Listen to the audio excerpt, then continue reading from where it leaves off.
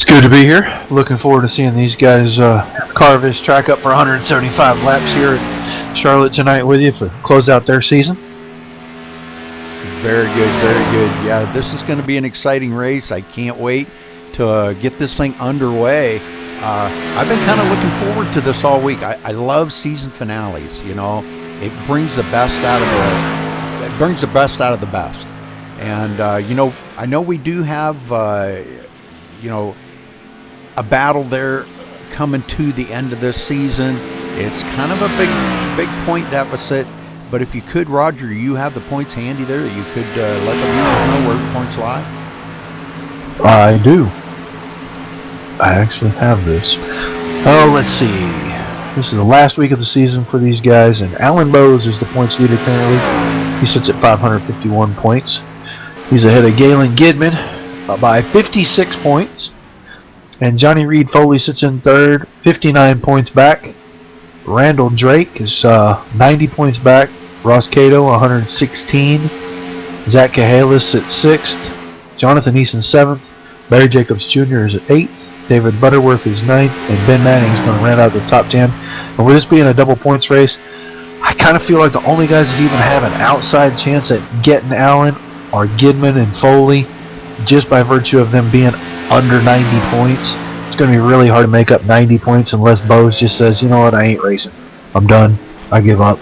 And Johnny and Randall Drake happens to win the thing and everybody else wrecks out. So, not taking anything away from the guys, not trying to demean their efforts for the season, but I think Gidman and Foley are the only two that have even a hair of a chance at him. Absolutely. Well, I can assure you Alan Bowes is not going to give up. He wants his championship. It was a close championship in Gen 6. Very close. And I think he kind of gave up on that, didn't he? I think that was Crabtree last week, wasn't it? Yeah, Crabtree. Yeah, that's right. You're right. Okay. But Alan Bowes is definitely dominating these trucks, so I think we're going to see him. He's got nothing to lose right now.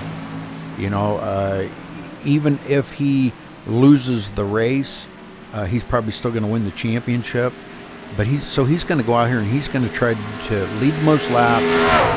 This being double points tonight, every lap is going to be, instead of 1 point, it's going to be 2. The win, I'm not sure how many points they get for winning the race, but if it's 5 points, then it's going to be 10. If they get a 4X and they hit the wall, guess what? It's an 8X. You know, so every place is going to be 2 points instead of 1 point. So this is going to be a big game changer for all the point shake-up here tonight, and I am really excited about this. They had this last week in the Gen 6, and that race was amazing. It was nothing short of amazing. And I expect the same here tonight, Roger. Yeah, I expect to see a really good race. I expect to see a lot of tie racing, and guys just kind of, you know, finishing off the season, trying to get a wins. You know, any guy that hasn't gotten one, or guys that could really use one just to kind of propel themselves with some momentum into next season, they're really going to go for it. They got nothing to lose, and I think we're going to see a really, really good race from these guys. They always put on a great show as it is, and I always enjoy watching them. And with the season winding down here, just it's go for broke. I mean, you got nothing at all to lose. So that's right. I really do believe that's what we're going to see here tonight. You know, like you said, we've got a few chasing Allen for that championship, and they've got to be careful. They've got to make sure that they finish ahead of him, keep that truck intact, hit their marks, don't get around people that are, you know, could cause a wreck. Don't take it 3 wide. Don't take that chance. This is not a 3 wide friendly track, I can assure you. It takes 3 of the best racers in iRacing. There's probably 2 or 3 people on that whole track right now that could actually run this track 3 wide for several laps. And you know, this track is not conducive to that at all, Rudy. Yeah. You're right. It's a little bit. It's got a lot of grip, but the top really gets you twitchy when you get up there and you get a little tight. You got to put a little wheel in it. The exits get really slick. So if you're going to go 3 wide, you might get by with it for 1, maybe 2 laps. So you're either going to make your tires really upset, or the driver's going to lose focus just long enough, and then the big one happens. And the speeds they run here, the big one happens quick, just like at Daytona, Talladega, any of the big tracks. It happens really fast, and it's really hard to miss it once it starts. And this being probably the fastest mile and a half for the trucks right here, I was just going to follow along here real quick and see what some of these guys, the speeds that they're turning. Take a look here. Well, since I said that, he pulled it off the track. 180 mile an hour going into turn 3. That's booking. Now he's gonna reach a higher speed probably by the end of the front stretch. He's already at 180, 181. 85? About 182 mile an hour. I'm watching Joe Roberts here. Yeah. So yeah, 182 to 185 mile an hour in these trucks. And in the draft, you cannot stress how important this draft is here. You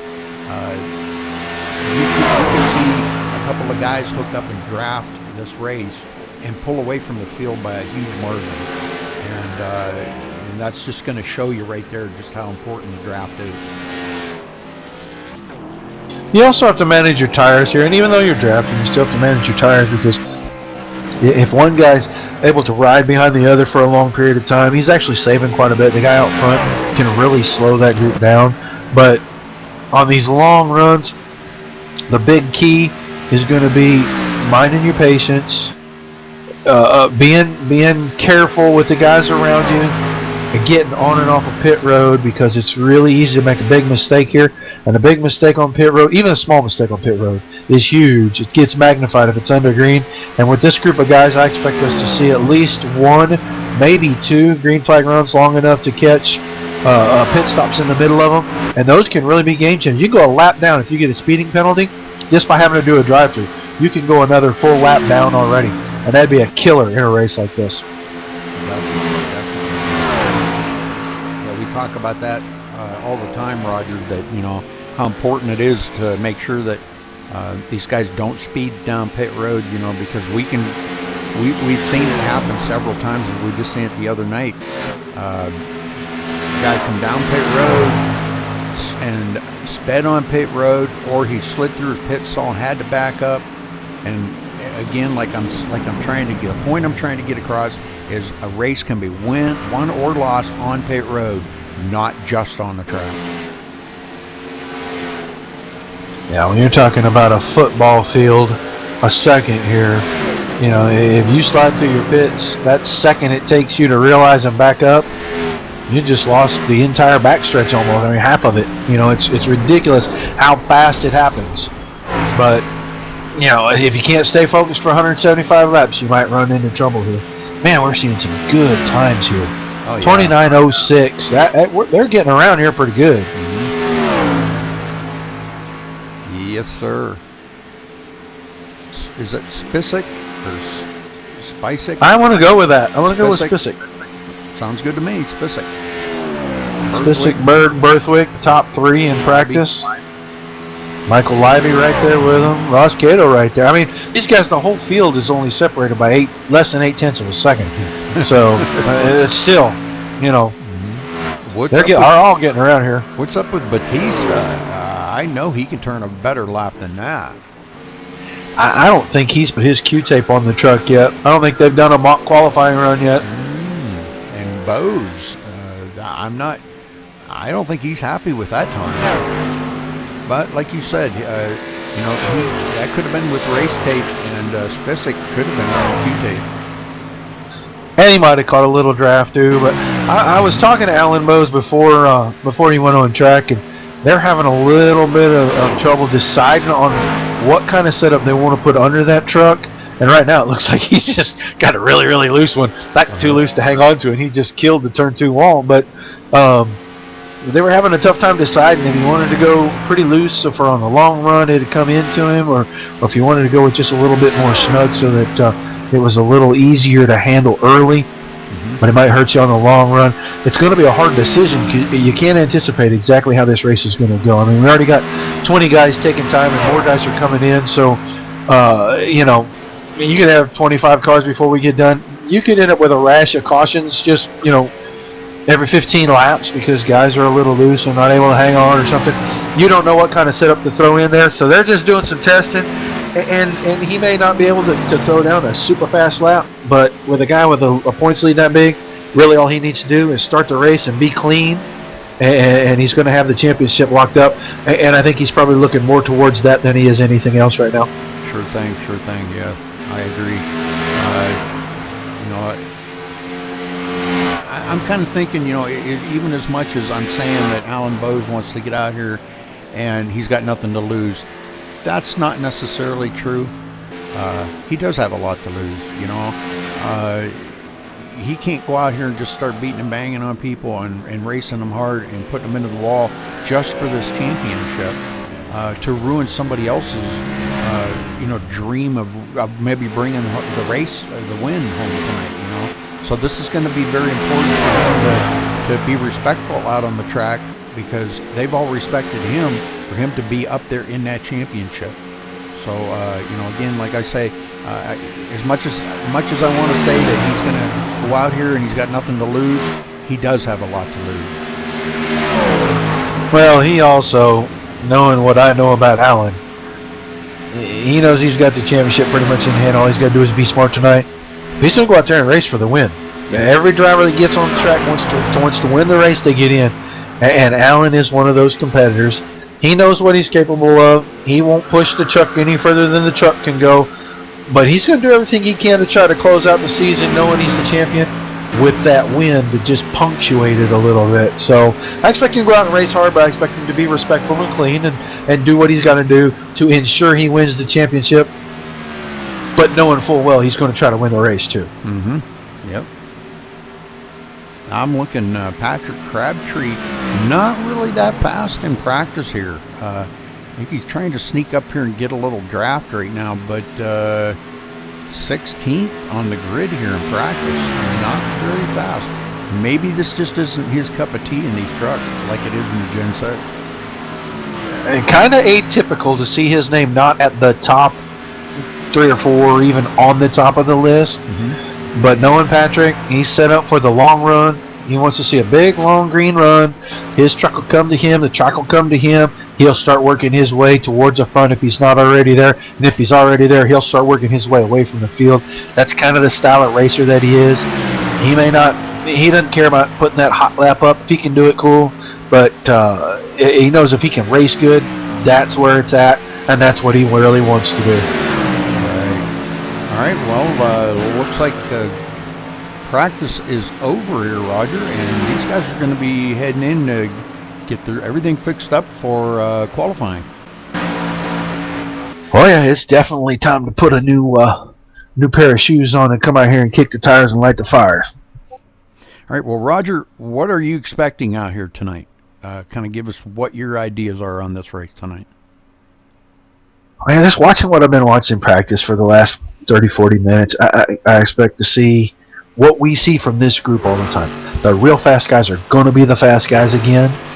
I expect to see pack racing. I really don't think these guys are going to get way far away. And if it is, it's going to be a pack of guys. 5, 6, 7, 8 trucks. They're going to get a group. And then the other group is going to be the other group.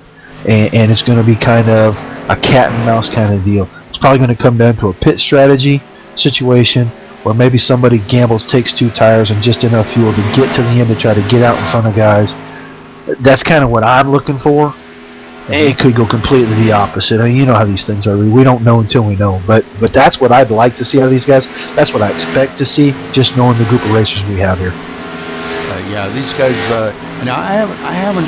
This is my first truck race that I've watched these guys run, and from what I'm seeing out here, I see almost the same driving abilities as they'd run in the Gen 6. Almost identical. As far as talent out here on the track. So I'm very pleased with the outcome of what the practice has showed me. But we're starting to see times come in already, and look at Crabtree right up there, faster than what he was in practice. So yeah, drivers are drivers, Rudy. You know that. Mm-hmm. These guys are fast, and they're going to be fast if it's in the truck. They're going to be fast if it's in the Gen 6. They're going to be fast if it's in the Nationwide car. It's all going to come down to the right strategy or just a little bit of luck at the end. Well, I'll tell you, my buddy John Batista there, he was on the pole for a minute and a couple seconds. I'm very pleased with his qualifying time. I know that was his first lap, and second lap will probably be a little bit faster. But that's about the mark you want to hit. About a 29.2 is a very, very fast lap here in my eyes. Now, Ross Cato laying down a 29.1, that's impressive. I think we're going to see 1 or 2 O's before we get out of qualifying here. Ooh. Yeah, I just got that feeling. Yeah, not everybody's qualified yet, so.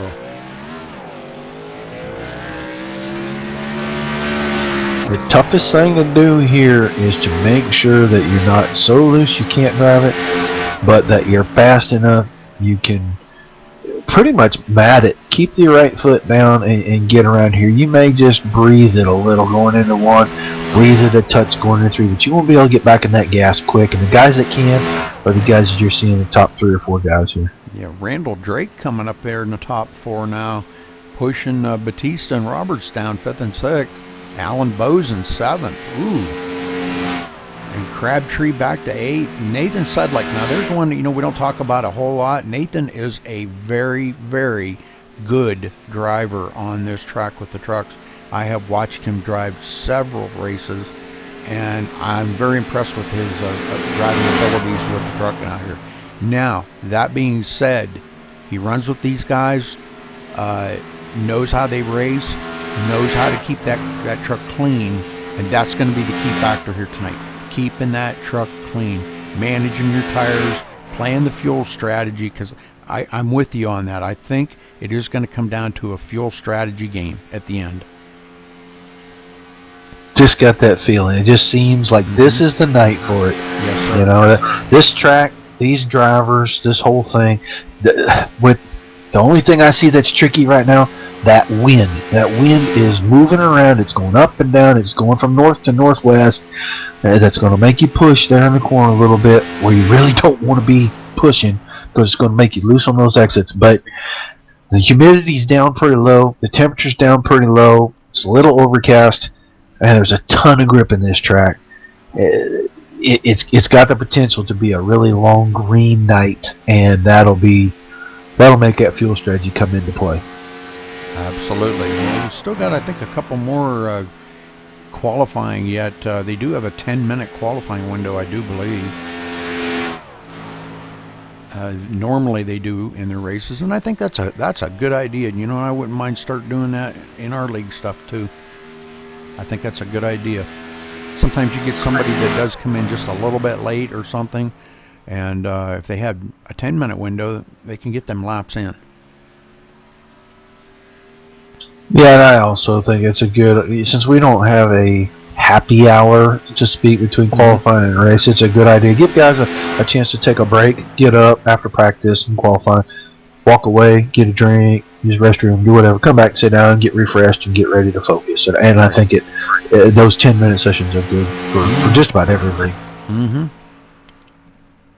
Now we're getting down to it. I don't know, 1 or 2 cars maybe out there, and I think Cato's going to be able to hold this pole right here. By the looks of it, I haven't seen anybody that's even, the only one that's close to him is Spesic there, and that's really not that close. 3/1000s. I really thought we'd see at least an 09 here, but 2914 is no laughing matter. He got around here fast. Mm-hmm. Yes, sir. Yeah, I was kind of expecting to see a 29 flat. I'd like to see not a 29 flat, and I think probably somebody out here could do it. Maybe they might have slipped up or something, and you never know. Somebody could have probably laid down a 29.0. But those are very fast times right there. I mean, when you look at that, all within a tenth and a half, all the way, the top 10 are all within a tenth and a half. That's amazing. And these are open setups, if I'm not correct. Yes. Open setups. There you go. All right, coming down. They still got about a little over 3 minutes of qualifying left. So, I know we got a few viewers.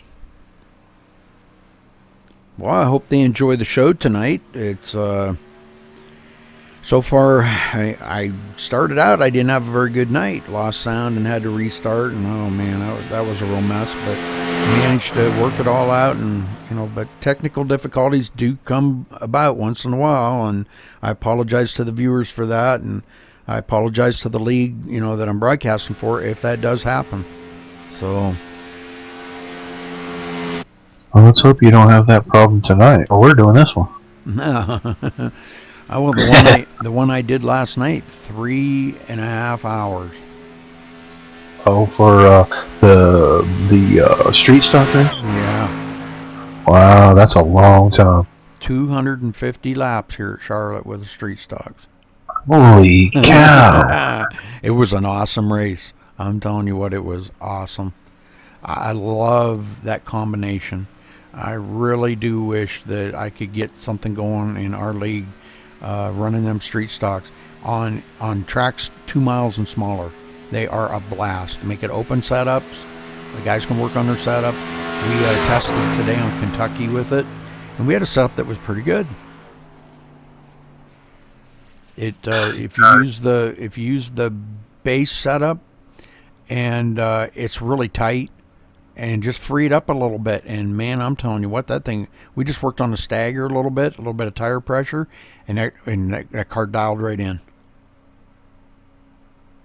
Yeah, some of those guys over there, that XCal deal, they know a few tricks that I'm not fully aware of, and I sure like to learn them because cars are fun to drive when you got good setup on them. Sure are. Otherwise, they drive like a tank. Well, maybe I can get buddies with one of them, and maybe they could help me out a little bit and help me learn how to do it, and give me a few pointers. That would be kind of nice. I'll have to talk to them. They're great guys over there, great bunch. Oh, man, really enjoyed being over there and broadcasting last night with them. It was just such a great group of guys, just like the guys here are. These guys here at IWCR are just, I feel like I'm part of the family here. They make me feel that good, and I want to thank them for that. It's just humbling to know that I'm providing a service for these guys, and they're just loving it, and it makes me feel good inside. Well, they get a quality product, and that's important to everybody. The viewers enjoy watching it. Those guys enjoy getting it put out. It helps advertise their league, and it helps them, to grow or to get some recognition. And that's a great thing. And we're going to wind up this qualifying session here, and Ross Cato's going to keep that pole. That's an excellent lap. Yes. Congratulations to him. All right, going to be taking the grid here, and let's get a rundown here. This is going to have to be a pretty quick one. Yep. Because they don't. May not be able to have them all on grid when we do this, so we probably better get started. I'm getting kind of excited. It's going to be a good race, I think. Well, let's. I'll do the first 10, and you want to just go ahead and do the rest of them, Roger? Yeah, why not? Let's do that. All right, Ross Cato starting on the pole in the number 12. John Spisak in the second spot in the number 98. In third, Michael Leiby in the number 5. Has not gridded yet. I'm going to wait just another second for him to grid.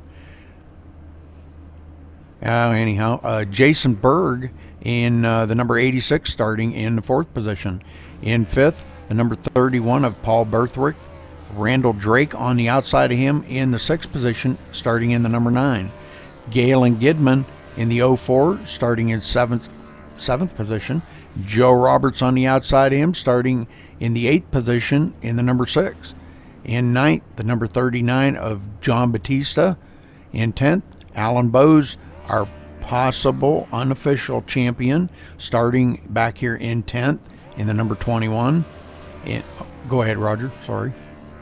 In the 11th spot, we'll have the number 47 of Patrick Crabtree. On his outside, the 35 of Nathan Sedley.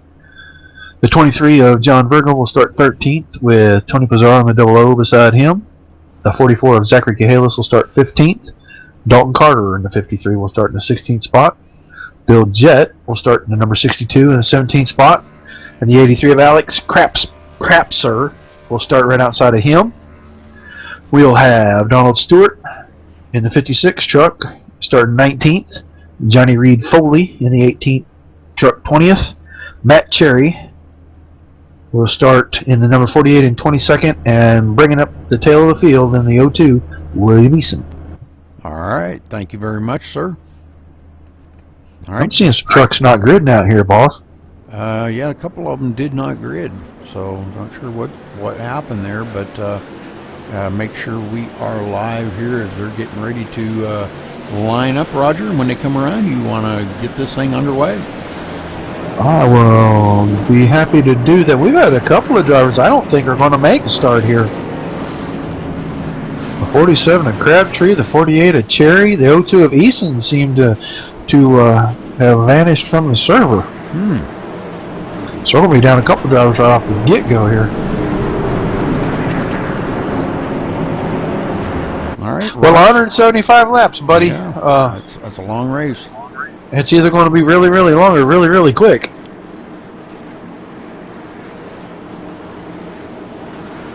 I would say probably 2 hours anyhow. You know, it's and that's even taking into account some cautions and stuff, which I hope they don't have, but you just never know. 1 or 2 is kind of inevitable when you get here. Well, formed up pretty good. We got a little line at the back that's not really interested in jumping in the mix early, so we'll kind of watch them and see what they do after the restart here. That would be where I would be at. Yeah, smart money will put you there early, so.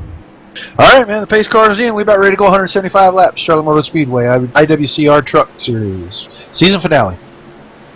Green flag's in the air, and Ross Cato's going to bring him to the line. He gets a good little jump there, Rudy. He sure does. And now we're almost going 3 wide into turn 1. Whoa, that was close. It'll look like the number 5. I'll get this thing updated. The number 5 of Michael Leiby had to back out, or he would have probably caused a big one. Now we've got a challenge for a new one here. Jason Berg jumping right out ahead here on the inside of Ross Cato, wanting to take over that lead, and it looks like he is going to lead that lap. So Ross Cato never even got to lead a lap.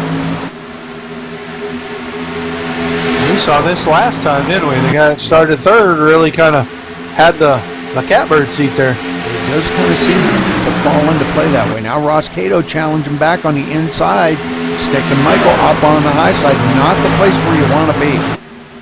Only coming off the turns is that's where you want to be, but Ross does a good job. He's getting a little help there from behind. Still did not lead that lap, though. Michael Leiby still led that lap. Coming around this time, he may be able to stick that nose in there enough just to lead a lap to get that point. Michael Leiby awful strong on the high side, though. Yeah, he got a great run off through to hold him off. I don't know that Cato's going to be able to clear him. You got to really be careful coming off exit of 4 down there low like that. Yeah, definitely. And Ross still has not led that lap, so Michael definitely got a niche up there. I don't know how long he's going to be able to hold it up there, but we're going to have to stick with this and see. Now in the 3rd spot, Paul Berthwick into the mix. I think he's faster than these 2 guys. He's waiting for him to sort it out so he can start picking them off. He was really having to back out in turn 2 there. Absolutely. Well, Jason Berg ducks it down in front of Ross Cato now, so taking over that top position and keeping it. Jason Berg up there. So far, Jason's led every lap. He's really solid in the center of turns 1 and 2. He doesn't have to wait on that truck. It goes when he needs it to go. And he's really able to get great runs, top or bottom. Almost 3 wide into turn 3 right there. Ross Cato backed out. Good thing he did, or that could have been Caution is out right on the front stretch here. I just come back to that. We got 3 trucks in it right now. The whole track is covered. Randall Drake into it. Oh, let's go back and take a look here. I'd just gotten back Randall's truck to see where he was, and when he came off of 4, he was on the outside, and the truck on the inside caught the apron. Randall got hot, a little loose on the outside, and they just came together. I think they were going to come together anyway, but when Randall got loose on the outside, it just made it so that there was no chance would miss each other. Yeah, right on him, and yeah, he got really super loose right there. And Sedlick is who got hit the apron. Yeah, almost had it saved. Almost. Yeah, if Sedlick wasn't there, he might have had a chance to get that truck straightened out.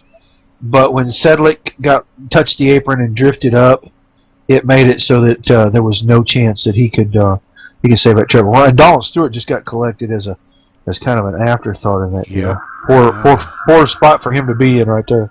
Very bad. We're not going to see the leaders come down pit road, but we do have a few guys down on pit road now. Of course, Randall Drake, one of them. But let's get the back field just now being picked up here by the pace car. There was a little confusion, so I think they're getting it all sorted out now. Yep, and that kind of changed things up. Michael Leiby, going to put him back in 11th place after this. Quite a few guys getting kind of bumped to the back a little bit. Well, I believe those guys pitted maybe because they shouldn't have been. He should have been close to the front there. So we did have a few takers on pit road right there. I was trying to watch that wreck, see what happened, and I missed the guys that came down. Yeah, Bill Jett, Johnny Foley, Michael Leiby coming down, Zachary Chahalis. I got to say that right, Chahalis. Sorry, Zachary. Dalton Carter come down, Randall Drake, Alex Krapser, Nathan Sedlick, and Tony Pizarro. All those guys come down on pit road, but your front 9 all stayed out. So it was kind of early for a pit stop, and this this is going to kind of put them off on a different pit strategy. So we'll have to see how this is going to play out for the guys that they're going to be restarting in the back. So, and they're going to have fresher tires. Yeah, this is going to require a lot of patience here for the first 5, 6, 7 laps of this to get through those guys that stayed out, start working your way back to your positions, and just knowing that they're going to be just a tick slower and you're going to be just a tick looser with those fresher tires, so they come up to temperature and pressure, and it's kind of a chess game, really, is what it kind of becomes for the first few laps of a restart here with older tires up in front of you and you on fresh tires, especially when you've been fast. Mm-hmm. Well, next caution, Roger, we will try to get down and get a word in with somebody. Kind of early right now to be talking to the drivers and asking them how the race is going, but with only 8 laps. Yeah. But, next caution, we'll get down there and try to have a word in with some of these guys. Yeah, and I think maybe a couple of those guys that were closer to the front that came in, they felt like they might have needed a little adjustment, knowing how fast Berg is out in the front there. Maybe they felt like they needed an adjustment just to kind of start getting closer to him, and it may be a strategy play as much as a safety play here. Well, I just kind of wanted to point out here, Alan Bowes he's going to be restarting here in the 6th position in the number 21, sporting a new paint scheme out there. It looks pretty sharp. Like it, Alan. He's our possible unofficial champion.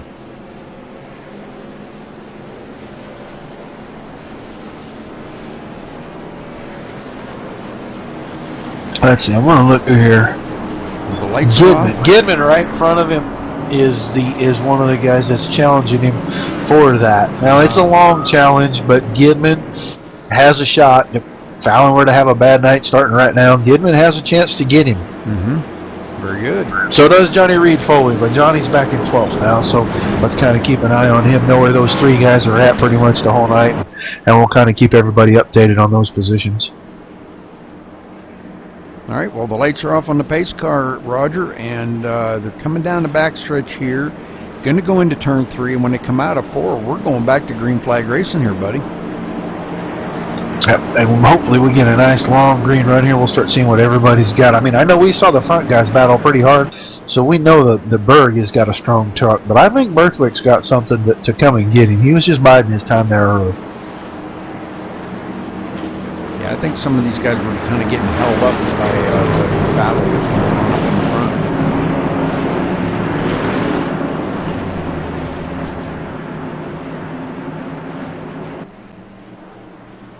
Pace car's in.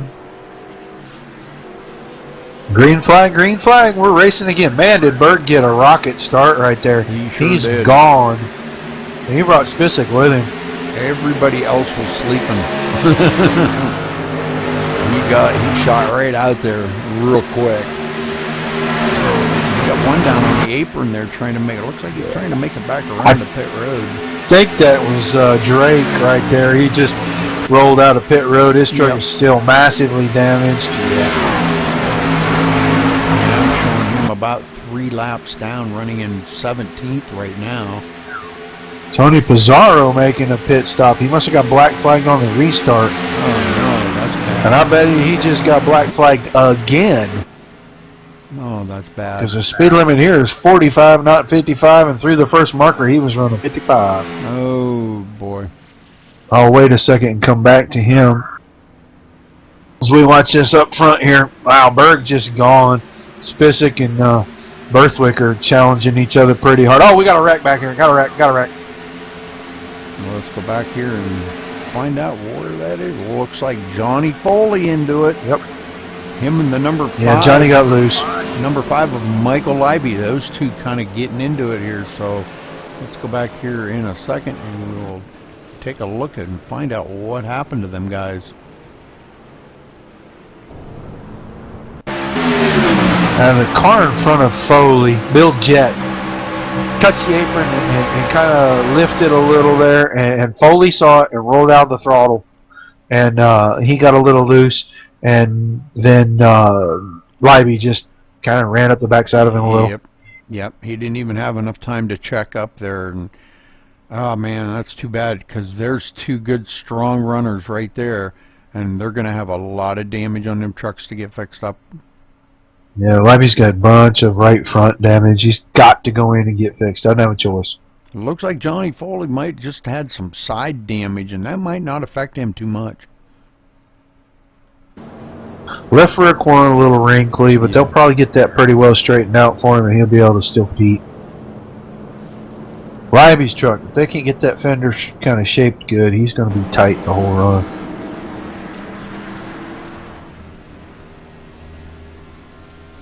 All right, so everybody Crapser, Carter. Yeah, everybody Sorry, taking Rudy. 4 tires. Look at this. Yeah. We had a host of trucks on here. I believe Batista's on pit road. Chihalis on pit road. Randall Drake still on pit road. And the number 5 is just now rolling off. Michael Libby just now rolling off of the pit road, so he's going to be back toward the back of the field. Johnny Foley just now rolling off pit road. So well, they didn't do too bad a job. They got that fender straightened up fairly decent. That's good. His splitter's not going to give him a whole lot of seal off to the track there because it's a little wrinkly, but he might be able to do a little work, get that thing where it'll turn a little bit, and he might be able to stay in this. Well, Jason Berg actually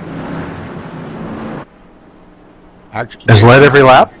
Yes, sir. Has led every lap.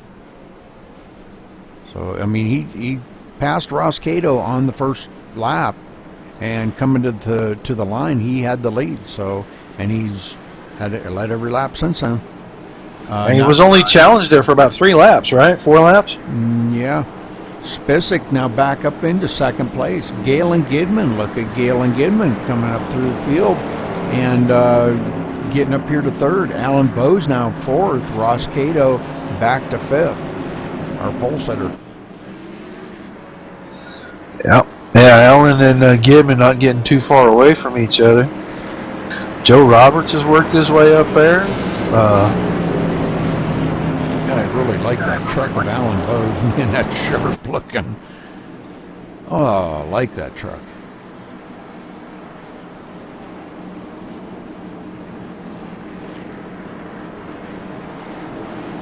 I was kind of rolling through here. Look, I mean, usual suspects is pretty much what we're seeing. Well, this is caution number 2 already. And we've had no lead changes. So 14 laps into it, out of 175. And looked like, who was that got the lead by? Was that Tony Pizarro? It was Tony Pizarro. You remember, he had to go in a little bit ago, right before that wreck happened. He had to go down pit road for something, which I'm just going to guess was a black flag that he got for maybe passing under caution or passing on the left for some reason. Yep. And I thought he'd get a second one real quick there for speeding on pit road, but maybe they didn't catch him. All right, well, the lights are off on the pace car here, Roger, and everybody's getting doubled back up, tightening up the field and ready to go back to green flag racing again. And I think they're all getting excited here. I think it's they're underway. Everybody's starting to feel how the trucks are reacting out on the track and understanding them and double checking everything and make sure they've got their settings set. And I think they're ready to rock and roll here, brother. Oh yeah, we're gonna line them up with Berg, Spisak, Gidman, Bose, Cato, Batista, the top 6 here on this restart. We're getting close to the 10% mark, and they really haven't had a chance to stretch their legs a long time and see what they got. I think some of them are probably looking forward to a long green run just to know what they got, know what adjustments they need to make. These short runs, you can't tell too much. Absolutely, yeah, absolutely. Well, hopefully. We'll get all the cop. Sorry, Rudy, go ahead. Yeah, hopefully we get a long green flag run in here shortly.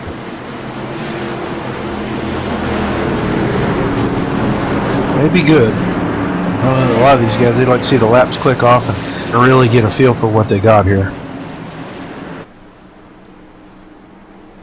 All right, pace car's off, and we are gone again, and Berg gets another fantastic restart. I think the guys are starting to get used to his restarts like that because they were a little quicker on the draw that time. And they don't seem to be having such a gap between. But Spisak hanging on to second, and Galen Gidman right on his bumper. I got a feeling Gidman ain't going to stay there long because Spisak really slammed the door on him on that restart to hold that second spot. And I'm sure that Galen Gidman is not extremely pleased about that. And Alan Bose coming up on the outside is in the 4th spot, now challenging Galen Gidman on the outside. Not a place where you want to do a challenge, but he had such a huge run coming off of turn 4. And rather than backpedaling a little bit, he just stayed in it and took him on the high side, But Alan Bose, here he is. I believe he's going to complete this pass coming out of turn 4. He made that look easy. Yes, he did. He is on a mission. I think he figured out what kind of setup he wanted to that truck, and what he decided on works. Galen Gidman going back to 4th. Alan Bose now up to 3rd. And he's starting to close in on Spisak really fast here. That was a straight up power move by Bose. I think he's trying to make a statement here tonight.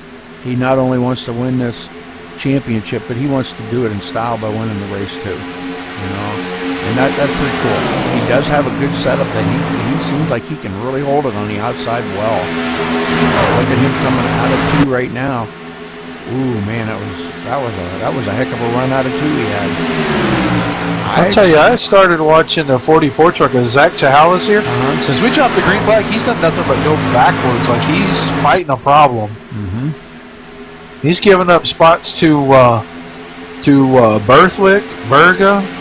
He's about to get one up to, I think that's Crapser.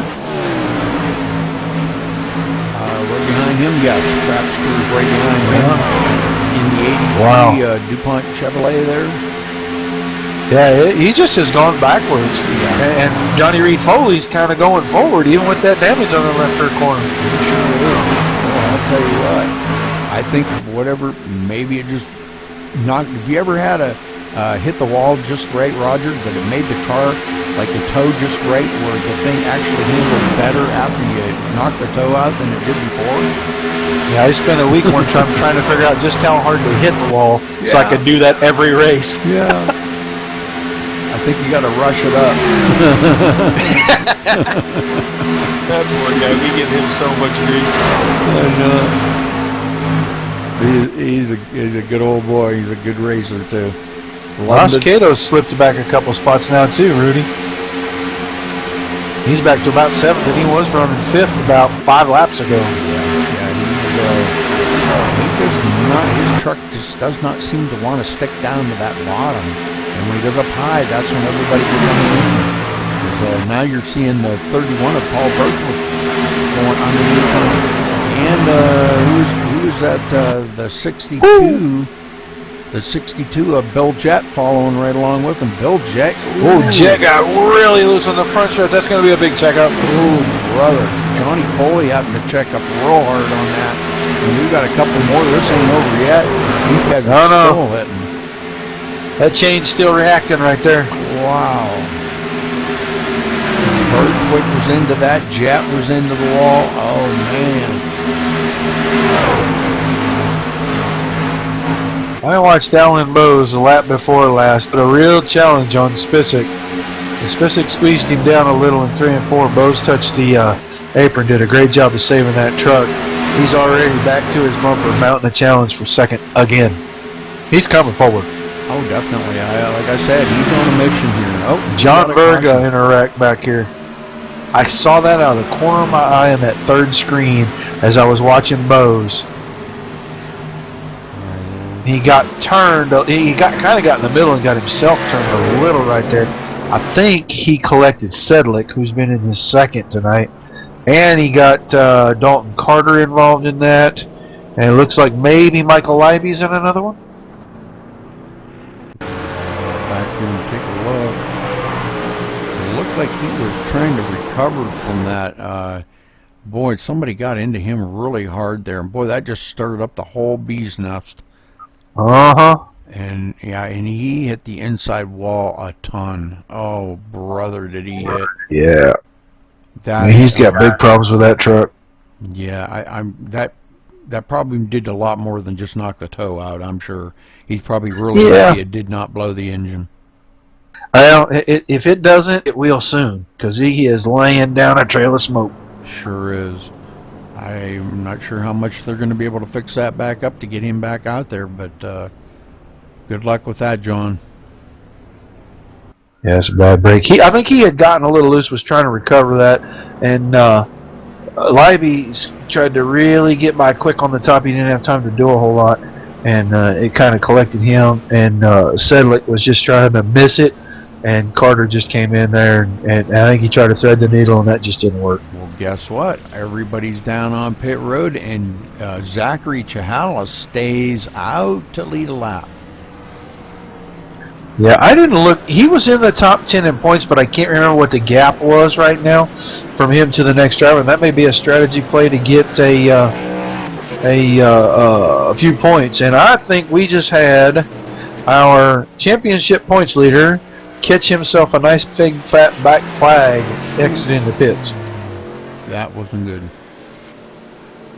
In fact, I'm about 100% sure that's what happened. He just stopped and let the whole field go by, and he'd come out in 2nd.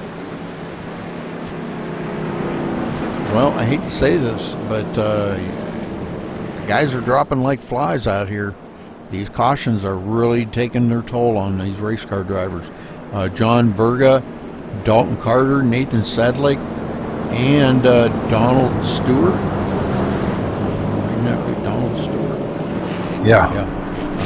These guys all off of the track. Yeah, Stewart was the big victim in the very first caution. His truck let go right away. Drake was in that first caution, and they worked on that truck. But I don't know. It doesn't look like they've got it, really fixed. The front end is still just crushed in. So he's just out there making laps, I think. Chihala's coming down pit road now. Does give up that lead back to Jason Berg. So I think Chihala's, just like you said, just wanted to get out here and lead one lap to get that point. and does so, and now on pit road changing tires. Well, your man Batista's up there to third now. That's right. My good old buddy John. That's good to see him up there. Go get him, John. Sorry, Rudy, I was being distracted. My wife was hitting me with my doctor-given little brace I'm supposed to wear for my tendonitis on my elbow. Oh, man. I don't like to wear them. It just bugs me.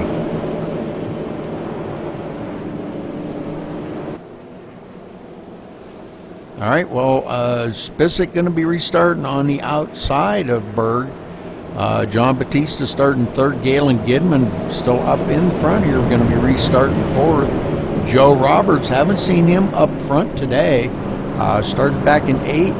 Kind of went to the back of the field a little bit. And now he is back up here running in the fifth spot. Ross Cato, our pole sitter, running sixth. Michael Leiby in seventh. Tony Pizarro, good to see Tony up here, started 14th, and here he is running in the 8th position. So coming back from, I believe, what we believe that was a black flag, and here he is back up here running. So good job by him. Yeah, I should have went down and asked him about that, and I got distracted. Yeah, we were going to talk to somebody. We're going to try to do that next caution. All right. We got to. Well, we're 28 laps in. We got a long ways to go, so we're going to have plenty of chances to talk to these guys. And right now, it looks like we have 12 trucks on the lead lap. Randall Drake is several laps down, but I'm showing him clear back in 18th position.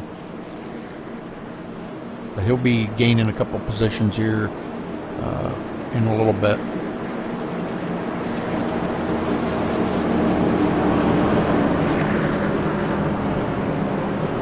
All right, Roger, they're getting ready to come out of turn 4 here in a minute.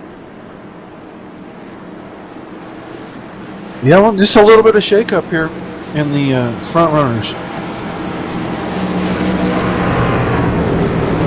I hear some of these guys in first gear coming around there. Yeah, that if you're on fresh tires, you can get by with it. If you're on old tires, it's kind of dangerous. This car's in, and Berg jumps away. Spisak right with him this time. Yes, sir. He's not asleep at all. Nope, he was right on at that time, and that fool me twice, shame on me, or shame on you, but fool me the third time, shame on me. So he wasn't going to happen that time. So good job by Spisak staying right up there with Berg. He wants to get up there and lead a lap just as well. And this is a great battle going on here. Oh, we have another caution. Caution. Ooh, looks like Bill Jett taking a lot of damage on that.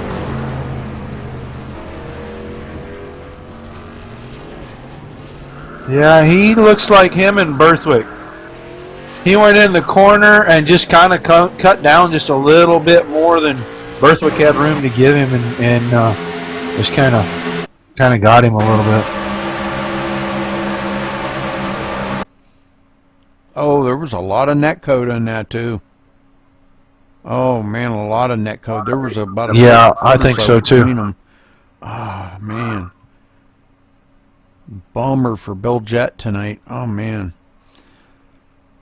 Oh yeah, there was a lot of distance between those two trucks, and that shouldn't have happened right there. That's straight up net code. Yep. From the blimp view, it looked like he actually got down and got to metal to metal, but getting closer to that view, no, that was a lot of net code really. That truck's demolished in the back. All right, everybody up front staying out. Nobody going to come down pit road, so we're going to see. There was a few of the guys in the back that came down pit road. Tony Pizarro, Bill Jett, Alex Krapser, and Paul Berthwick. Berthwick, I think, came down more to check to see if he had damage than anything, just because he was involved in that. But there isn't a mark on his truck, so that's good.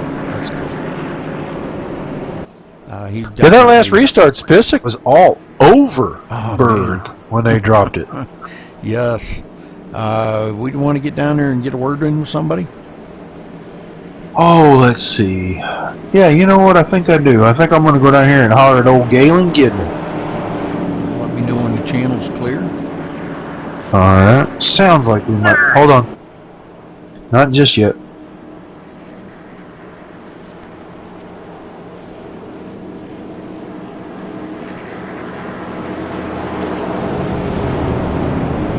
Alright, Rudy, fired up. Go for it. Go ahead, Roger. Wagner in the booth. You got a copy? Johnny walked over you. What was that? Johnny walked over you. Galen Gidman, Roger Wagner in the booth. You got a copy?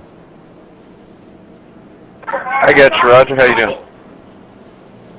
Oh man, I'm doing great sitting up here. I don't have to be, get my nerves racked down there racing with y'all. How is the racing down there tonight, bud? A bit messy at the moment. It's Charlotte. We're just talking team speak here.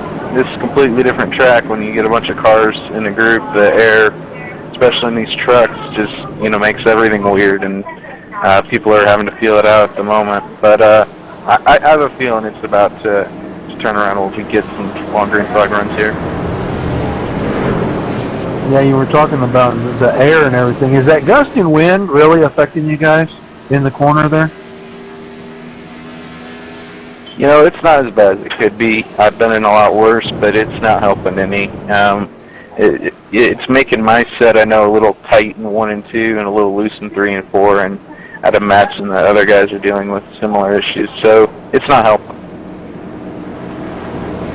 Well, the truck looks quick. I mean, you've stayed up at the front pretty much the entire race. You think you got something to go chase down Spissick and Berg there? I think so. It needs a couple little minor adjustments, but I have yet to push it hard at all, and been pretty solid in the top 5. So feeling good about it. Well, I don't know what they got. I don't know how hard they've been going, but we'll see here as the laps start winding down. All right, man. Well, good luck to you. Maybe we'll get a chance to chat with you in Victory Lane tonight. That's the plan. All right. Sounds like he's got a master plan involved, Roger, to get that thing up to the front and maybe try to get some points tonight. Yeah, sounds like he's pretty confident with the piece that he's running out there tonight too.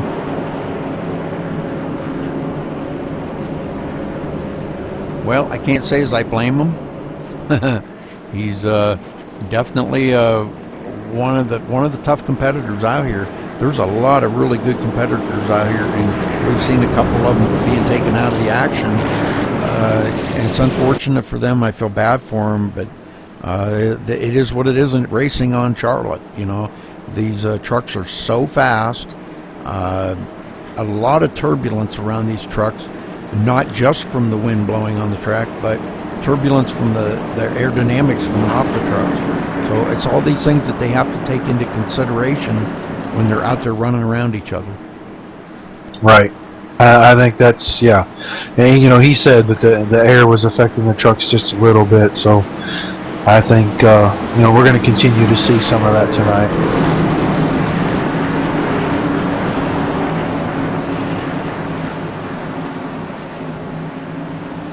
Berg and Spissick going to bring us down here again.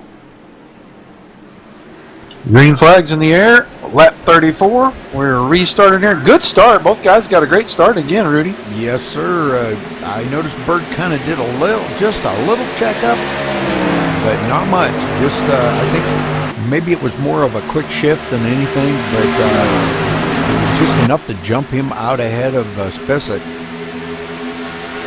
He's using that first gear start and making it a short, quick start, and he's short shifting right there. Yes, sir.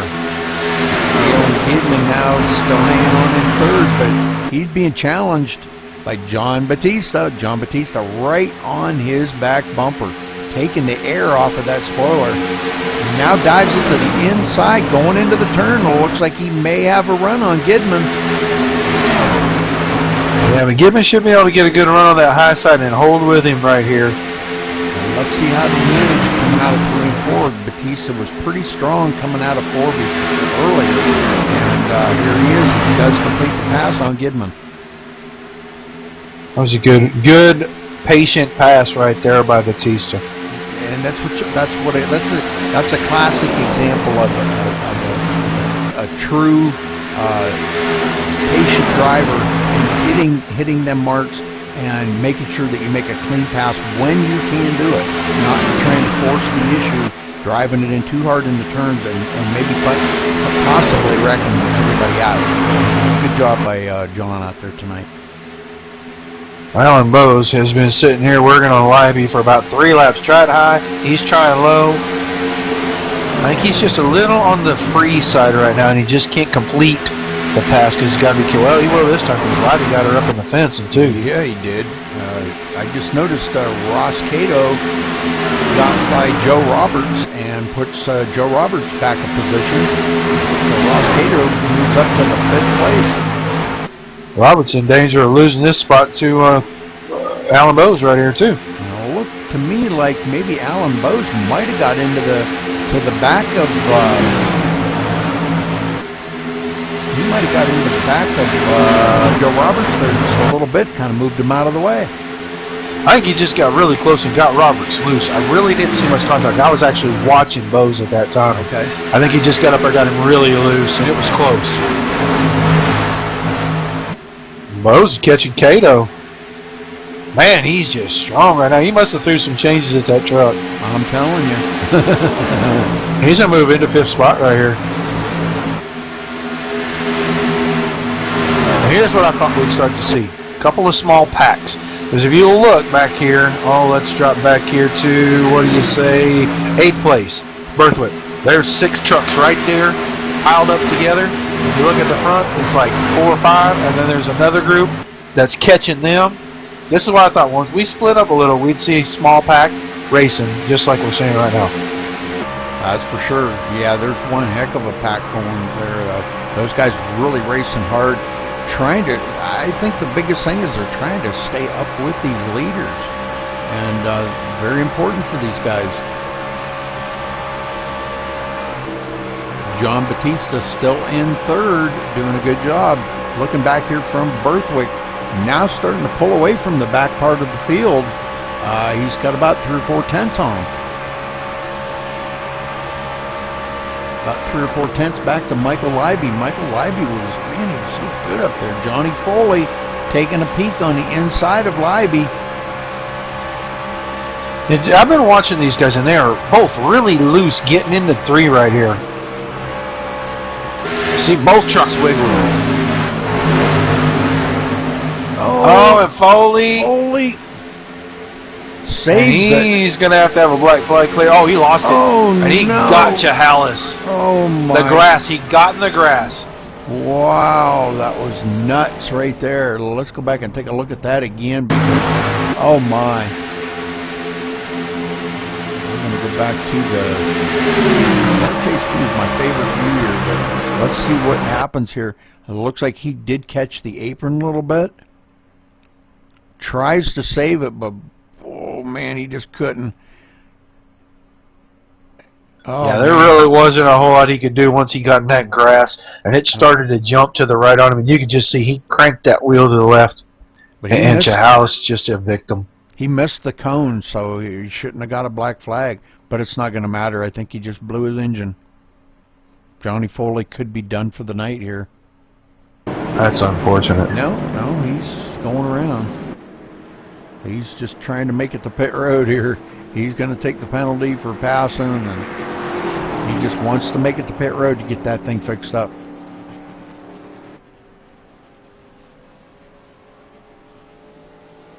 Oh, guess not. Man, he's still going around there, but he is smoking like a Dickens.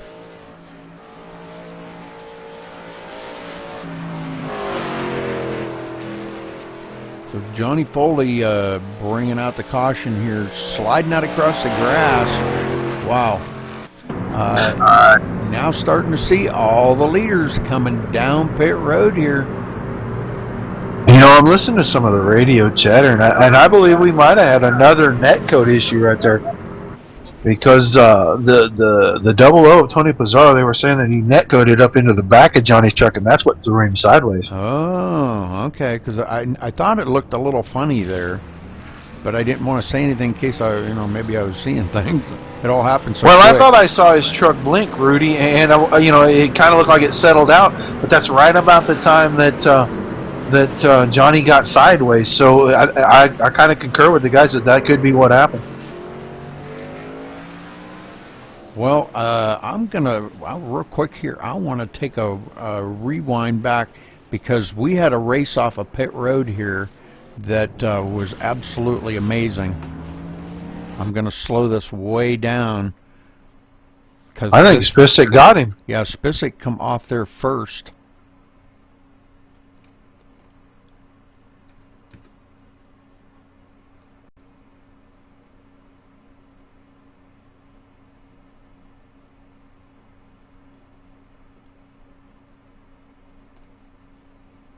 Yep, Spissick, boy, and they were like through each other. Oh my! Berg was like right inside of Spissick's truck because you know how they do that coming off a pit road. But yeah, Spissick come up. Yep. Oh, that was amazing. So wow, Spissick coming out the winner on that. So, whew, good job. All right, we're gonna get back up here to Spissick as they're coming around. I believe they're going to be taking the green flag here pretty shortly. Gotta get to them. I think we're on 2 to go, Rude. Oh, okay. All right. Yep, I was a little ahead of myself. And it looks like Alan Bowe's going to... Did he just barely make it off a pit road ahead of these guys? I'm not sure what to make of that, to be honest with you. Yeah, because something kind of messed up on my scoring there a little bit, but I guess it's all right now. I think he just barely got out of pit road ahead of the leaders. I actually think he went around everybody so that he could adjust something, maybe outside the sim, Okay. because he's going to park on the side there on the apron. Gotcha. And he's rolling again. All right, so Spissick out in the lead for the first time today. He started in the second place, and he's never been able to get up there and lead a lap. Now he is going to be in control of the lead when they get this drop the green flag. He's going to be in control of the restart. And now Berg's going to have to go when he goes. So this is our third leader. Let's see. That it's a kind of a tit for tat thing, But yeah, third lead change, and this is caution number 5 already. Now we'll be up on the quarter of the way mark here in just a few laps. So. All right. Well, the lights. The third of the way. I'm sorry. Lights go off on the pace car, and everybody should start doubling up here pretty quick. I think they're waiting for Bert to get on the outside. He's not going to the outside. Yeah, for some reason seems to be confused that we're running. There he goes, finally.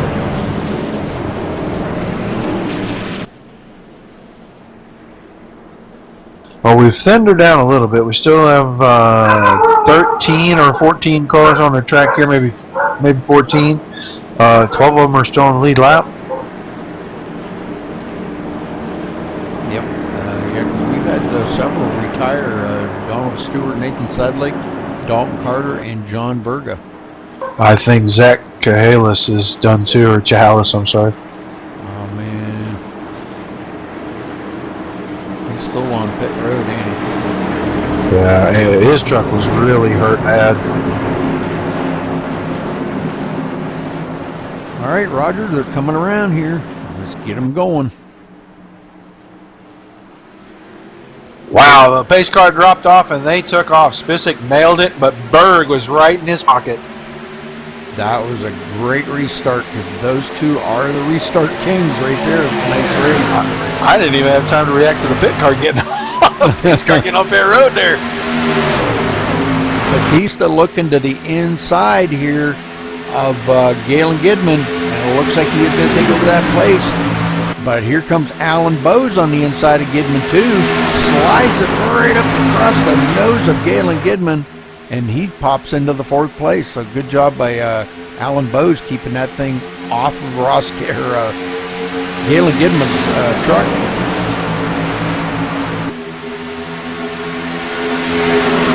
Joe Roberts is loose up there on the high side, about 7th or 8th place. I seen that.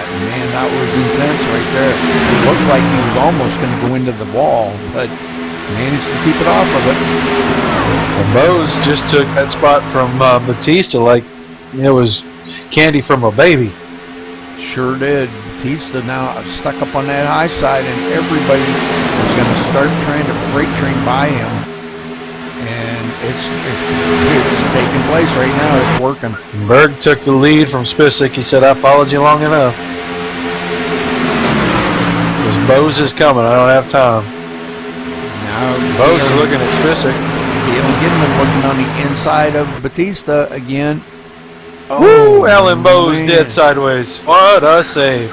And Batista happened to check up. Now Galen Gidman getting by him. So this is kind of a reverse roll right here. Galen Gidman sliding up in front of Alan Bowes. I'm sure he superheated them tires, that slide. And he's just not able to put the power completely down off that exit because the truck gets loose for a few laps. And he was down there inside Spisak trying to complete that pass because he knows he needs to do it. And it just broke loose on him. Now he's going to start that trek from 5th or 6th place back up there to where he was all over again. If anybody can do it, he can do it. And Jason Berg back up in the lead. I missed that pass, but it looked like it was a good clean pass anyhow. I kind of caught the corner out of the corner of my eye. But Berg back up in the lead now. And Spisak, I think, is right now, I think he's okay with that.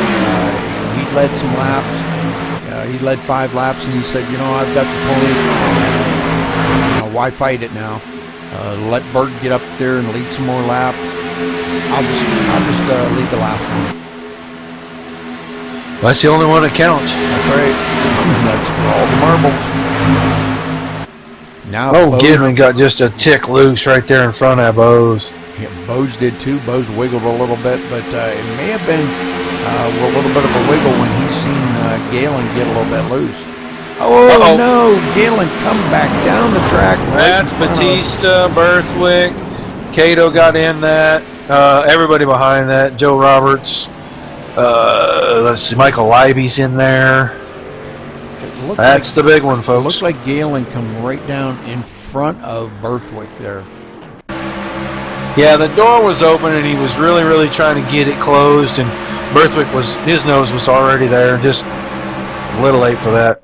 I know Berthwick's engine let go right there. I think Joe Roberts might be hurting pretty bad.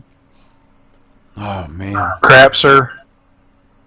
Maybe Batista didn't get in that. Maybe that was crap. Their car. No, Batista was in it. His truck's tore up pretty good on the front. Let's watch this from Berthwick's view here and see as they come around here. Back too far. No, this is it.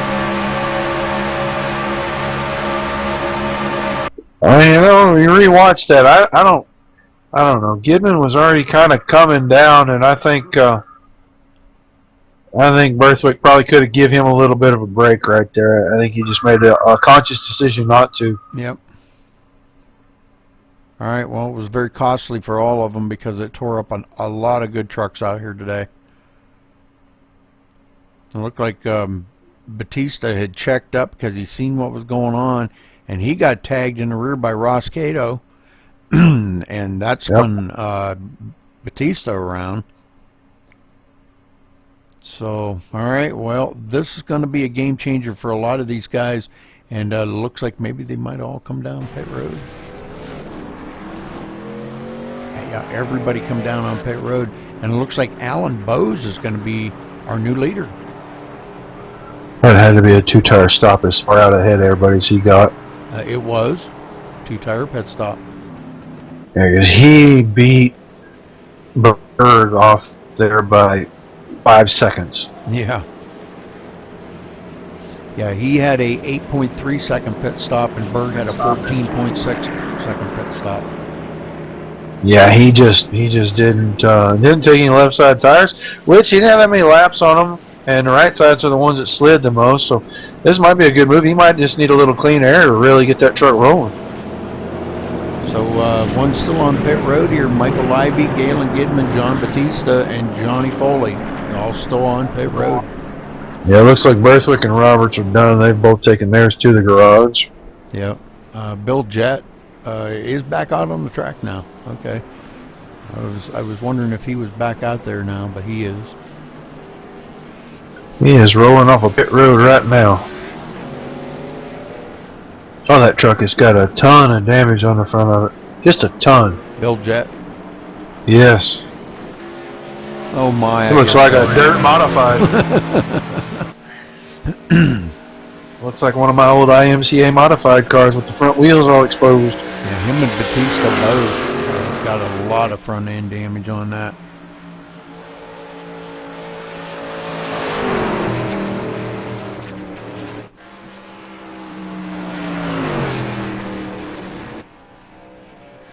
Bill Jett coming back down pit road now to see if he can get more damage fixed up on that. Chahalis took his to the garage a minute ago. Michael Leiby's still on pit road. Fellow Pennsylvanian. I used to be from Pennsylvania.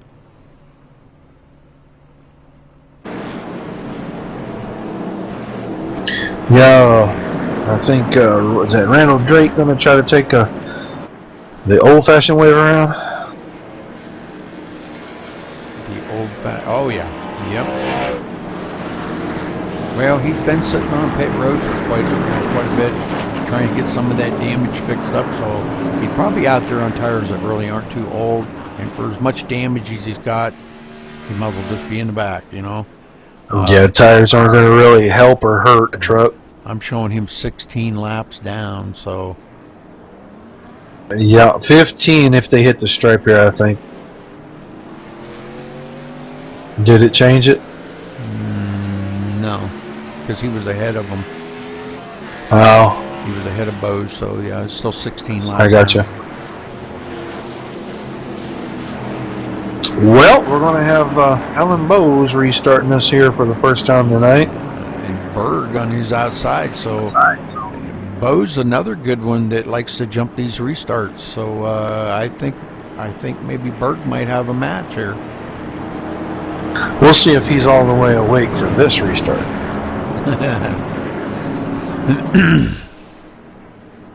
Yeah, this is. I think this is going to be a pretty good restart. Got a lot of tore up trucks behind him, though. Batista, Leiby, Galen Gidman, Johnny Foley. These guys all have a lot of damage back here. So I look for them to kind of fall back. Ross Cato. You know, we've made it a third of the way now, and just kind of looking back over the first of the race, I did not expect to see this many cautions and all of these trucks tore up and out of here like this. This is kind of surprising to me. Yeah. Well, I think real quick, I want to get down here and I want to talk to Ross Cato and see if he's all right. Well, they're getting ready to double up here. Oh, pace car. Well, they're going green from single file. What? That's something I didn't see or hear through the race chatter. I didn't know they were going to do that. I didn't either. Wow. Okay. I apologize. That may have been a play to try to keep these guys from being side by side on these restarts, because that may be what's causing some of this, or what they think is causing some of it. That's probably not a bad call. Berg having a little bit of trouble reeling Bose back in now. Bose out there in clean air. We may see him pull away from Berg a little bit. I don't know. Berg seems to be... I kind of doubt that, Rudy. Berg seems to be reeling him back in. Well, the draft here is really big with these trucks. You really do pull a lot of draft, so it's really hard unless you got a really, really, really good setup to drive away from somebody on the short run. On the long run is when you're going to get to see what kind of setup you got. If you can get away from the guy when he wears his tires out. looking back to Berg here from Bose. See Berg not too far, about a truck distance back. Truck length distance back. But hanging right with him. Now he does come up on that bumper a little bit closer. Taking he's going to go ahead and take this in. Here he goes, taking a peek on the inside, and can he get by him? These two go side by side coming out of turn 4.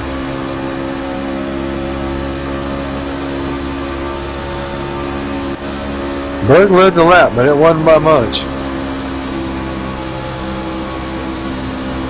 Looking on here from John Spisek's truck. Yes, sir. And now Bo's looking on the inside, trying to take that lead back. So Berg could be in trouble here. Bo's will can't get hang on loose. to it. Yep. Oh, my word. Yeah, he's just really loose on the bottom early in the run. Yep, he just can't afford that. So Spicek is rolling into second now. Yeah, he just needed probably there to go ahead and let the tires get up to pressure and equalize, and then mount his challenge a little bit later in the run. But you got to know what you got. I understand what he did there. Yep.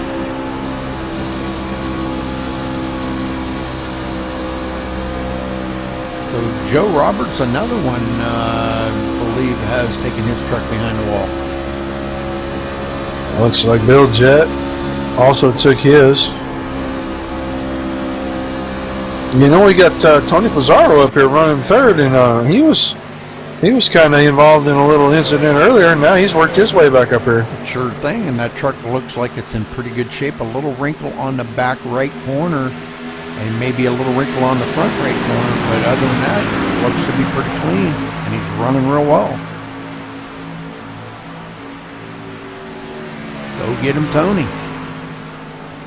Crapster's up here at fourth. Him and Bo's kind of challenge each other back and forth for this fourth spot right here. Yes, Bose he went to take a leak, or take a peek. That was bad. Take a peek on the inside. Now he's got that down on that bottom again. This is not his best passing place, but boy, he manages to do it that time.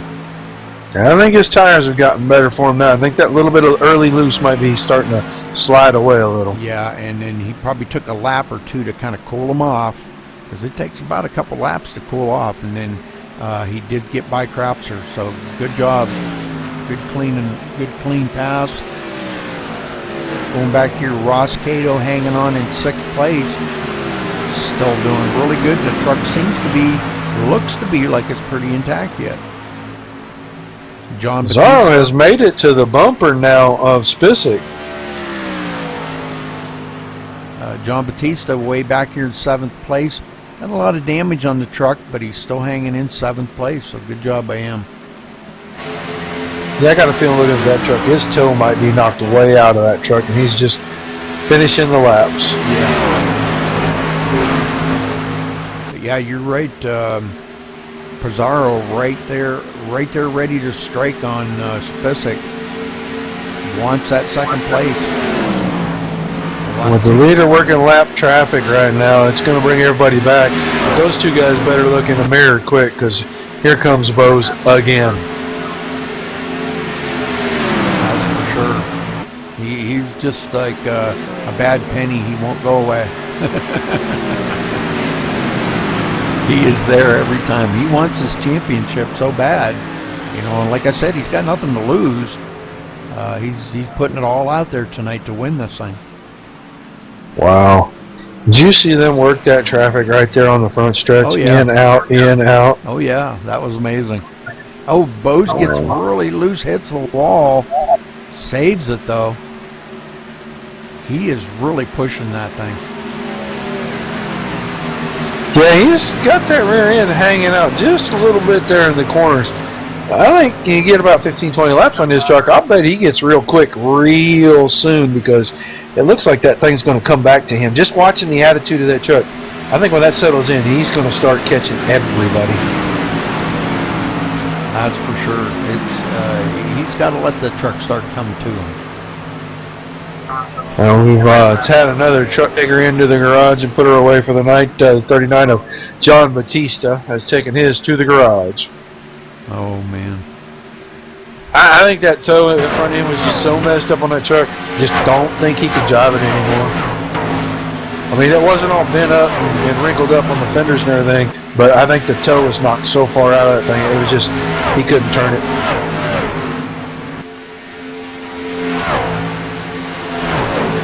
It's unfortunate that this has become a war of attrition. That's for sure. Wade Berg has pulled out to a huge lead now, about 1.6 seconds over Spesic. Definitely showing the way here tonight. Out there in that clean air. And, you know, I don't care what anybody says. You get out there in that clean air, and it does make a huge difference. Oh yeah, you get the clean air on the nose. It's giving you good downforce when you're getting down in the corner. You're getting that clean air on that right rear corner panel. That's giving you great downforce in the back, so you can drive off the corners. There's nothing, you can't say enough about clean air. All right, Pizarro's still hanging onto the back bumper of Spesic. I'm sure Spesic's probably doing a little bit of mirror driving and just waiting for him to get up there kind of close, and he could be trouble. Well, he's waiting to see if Pizarro's going to fall off him so he can start to ease away from him so he doesn't have that pressure no more. Yeah, Spesic now 1.8 seconds and falling behind our leader, Jason Burke.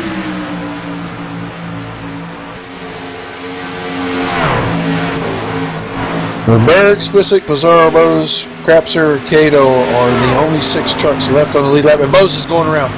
Wow, what a save. Off of 2, he just got crazy loose. He was dead sideways and saved that truck. Nice I might be wrong about his truck. I think he's getting looser as the run goes on. He needs to go the other way with whatever adjustment he made. Yeah, he's loose everywhere. Man, I'm telling you, I could not handle that. He's got to be just a sawing on that wheel every time that does that. Batista right there actually kind of putting a little pressure on him. That's actually Crather. Batista's done. I know their trucks look so much alike. It's hard to tell the difference. I tell you, Alan Boats has got to really think, big picture. He may, on the later stages, have something to get up there to Berg, but for right now, he really, really needs to just worry about getting that championship and keep this truck underneath him. Yes, sir. That's Crapser. And he is really putting pressure on him. Look at Bose. Oh, my word, how does he do that? I don't know how he does that. I would have went around and around and around right there. Good job, Alan. Man, is he wicked loose. But he's just loose everywhere too. Crapser right on his tail, taking air off of him. That probably didn't help a lot. But he's got to have them tires so hot right now from all the sliding he's been doing that it's got to be a handful out there. I think he just, he's pushing. He'd like to exclamation point this thing with a win tonight. But right now, that championship's in hand. Let's just get her home one piece. Tony Pizarro still pushing Spesic as they went by there. I thought it was Randall Drake that went by. A lap down truck. But these two here, second and third, still battling. Probably the best battle on the track right now. But we do have another one mounting back here. If you go back here and look, Alan Bose starting to put pressure on Crapser again. And he keeps catching that apron in 3 and 4. Man, is he sawing on the wheel of that truck. Every time he gets up there close, something happens and he loses what he gained. He wants that left front tire right on that white line, and that's dangerous down there. That's no man's land.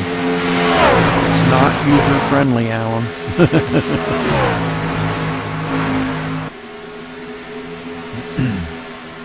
Looks like Pizarro's kind of settled in right there, and he's not really pressuring Spesic, he's just kind of riding right there, and he knows he got about 100 laps to go, a little less than 100 laps to go here. Just let's get her done, let's get her home.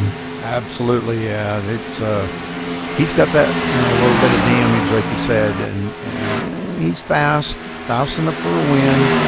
These guys running 3 seconds behind our leader, Jason Berg. They got to just, right now, they got to think about just running their own race.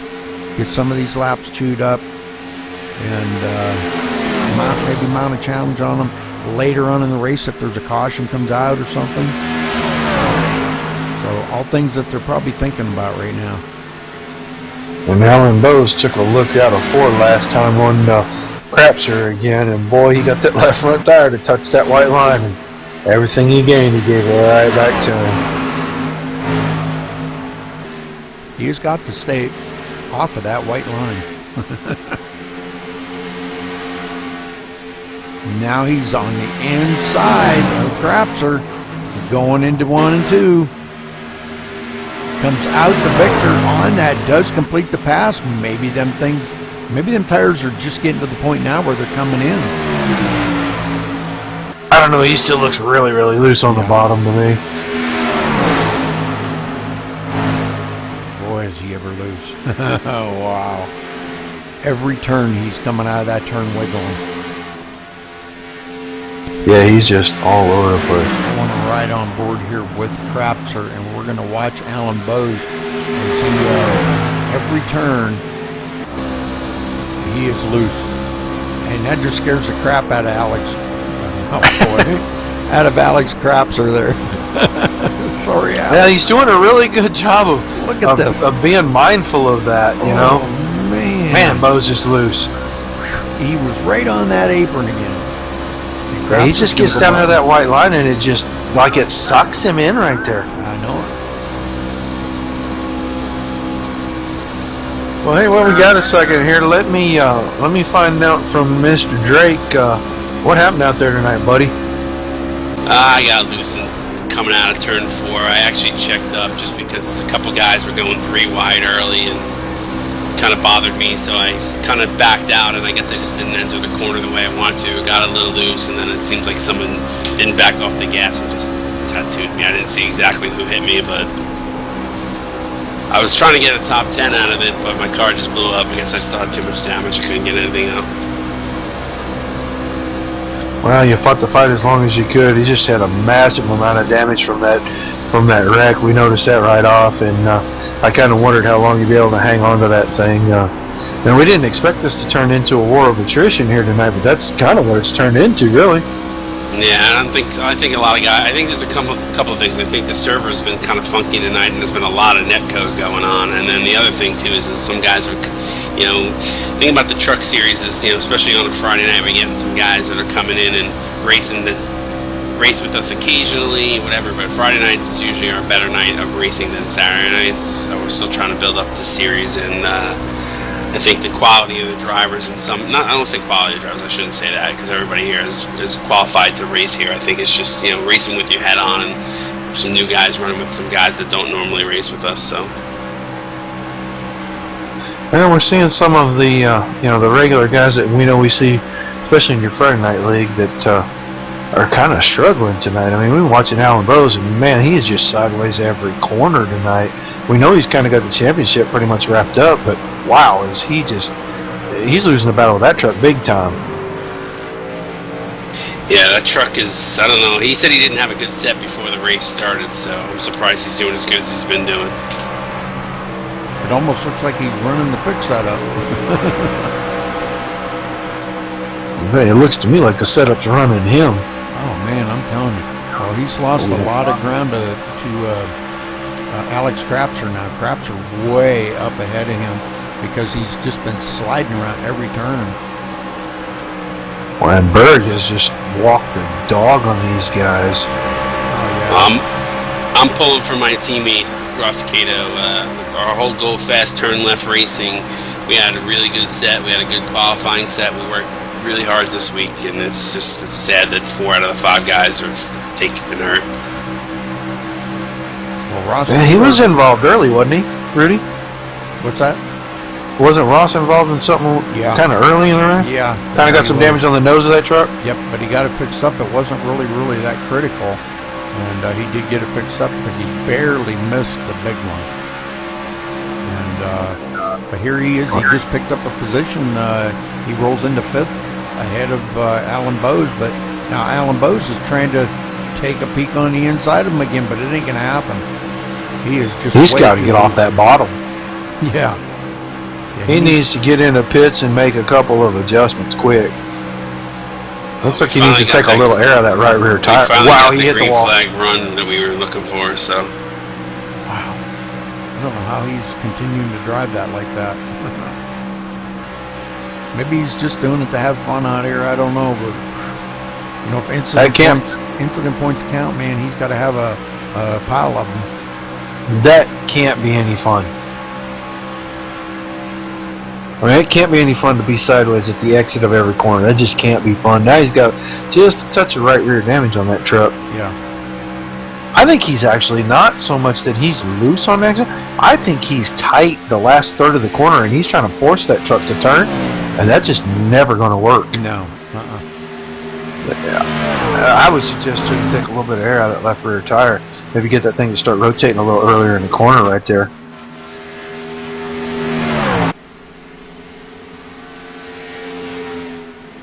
Well, man, Berg's just gone. Spisak has checked out away from Pizarro now.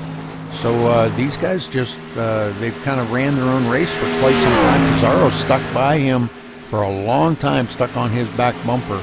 And but now Spisak starting to pull away from him. Craps are comfortably in the 4th position. He's about 4 seconds ahead of Cato in 5th. Only 8 trucks left out on the track right now. Michael Leiby being the last one. He's about 5 laps down, but still running. But Johnny Foley, you're off the track, right? Scott's off the track. Foley's sitting on pit road, still getting his truck worked on all right. He's not in team speak with us anymore. Okay. No. Randall's. Yeah, I'm still here. Randall. Oh, okay. Randall or Scott, whatever you want to call me. Okay. Either or, I go by Scott too. But Spisak definitely, you know, about the only one out here that could have anything for Berg, but 4.5 seconds behind. He's really not much he can do back there. He's like a full straightaway behind Berg. And Foley's brought the 18 truck back out on the tracker. And he's got a bunch of damage front and back, so we'll just see. But at least he's back out running laps. Well, he's not going to gain any more positions unless Galen Gidman or Michael Leiby cannot finish the race anymore. He may pick up another position or two, but you know, at least he's back out there, like you said. He's back out trying to turn some laps. And I think he wants to close the gap on Allen as much as he can. Say for a good fight down to the end. A lot of pride, but he's got a lot of incident points counting against him, though, and that's going to knock points away from him. Is it not? Well, the way we work it is and it's, that rule is going to go away next season. But it's not necessarily your incidences that happen on the track. It's if you cause a caution. So if you hit somebody and cause a multi-car wreck, it's two points against you. Oh. If you do a self spin caution, it's 1 point against you. Oh, okay, I see. So regular incidences don't count. You can brush the wall, you can do whatever. The caution doesn't come out, you don't get anything against you. When does your new season for your truck start up again? Next week, actually. Oh, cool. Season 3, we're doing the Gatorade Duels in the Gen 6 series on Friday night. Saturday night is at Daytona. Ooh, and the 86 is coming into pit road. Yeah, our leader has hit pit road just now. Tony Pizarro on pit road as well. That'll hand the lead to John Spisak, who I would imagine will be in the next lap or two. Berg coming down to his pit stall. Let's see what kind of strategy he's going to pull here. Pizarro's in and off pit road now. Right side's going on. The left side's going on. Full tank of fuel, and he's going to be away. Now, he ain't going to be able to make it from here to the end on fuel. They got another stop. Yeah, he'll have to make one more pit stop here to finish this thing up. So I'm sure he's got this all calculated out. You know, most all good drivers do have it all calculated out where they need to make their pit stops. Cautions do kind of throw that off a little bit, but I'm sure he'll figure that out. I knew a guy that actually had a calculator. He sat right there and figured it out. Every single pit stop. Oh, heck, you can download that one now that tells you everything. Oh, yeah. It figures out your fuel for you and everything else. It's pretty handy to have. A lot of these guys run that. Well, Spisak out in the lead again here and has yet to come down on pit road. So we're going to have to keep an eye on him and see when he's going to come down pit. He's coming in this time. Coming in. All right. There goes Allen's going to get to lead his one lap if he stays out. Not that it makes a difference at this point in the point championship, but Right. I'm fairly sure that he had already captured that lap lead oh, did he? I didn't see it early. Yeah, he's got earlier in the run. He's led 5 laps. Oh, okay. I wouldn't know. I was chasing the back of a lot of cars tonight. Yep. Ooh, wow. He just about knocked the wall down off the 2 right there. All right, right side's going on Spisak's truck. And left side's going on. Full tank of fuel. And he knocks out about a 15.2 second pit stop. Kind of a slow pit stop for him. That's actually pretty slow considering they're under the green. Yeah, that's a pretty slow pit stop. A couple of seconds off. But now looking here, Alan Bowes, whenever he does come down pit road, if Ross Cato stays out, Ross could lead a lap. Where's he at in the points? Roger? Cato was in the top 6. Let me double check my notes here.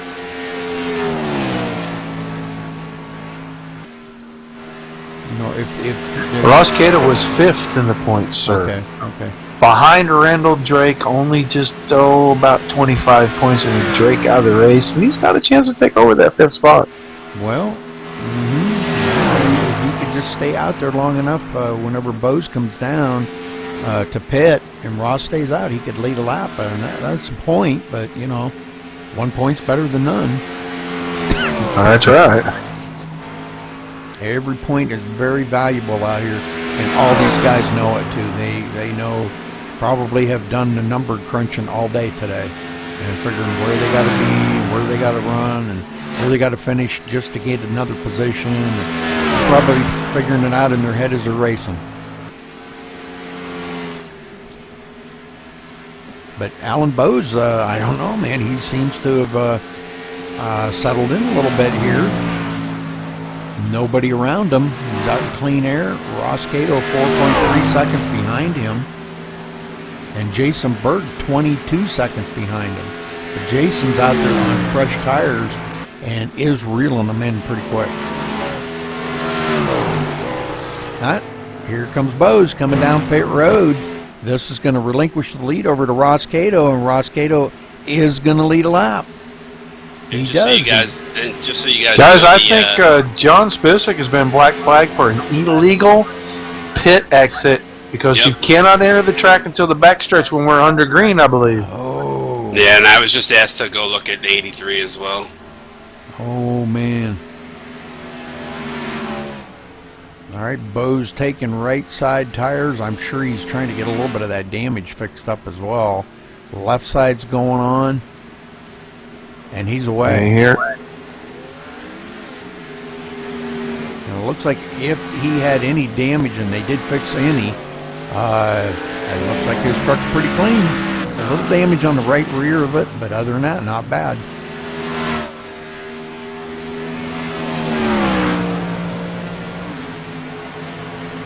And Spisak on pit road. So Spisak is going to be...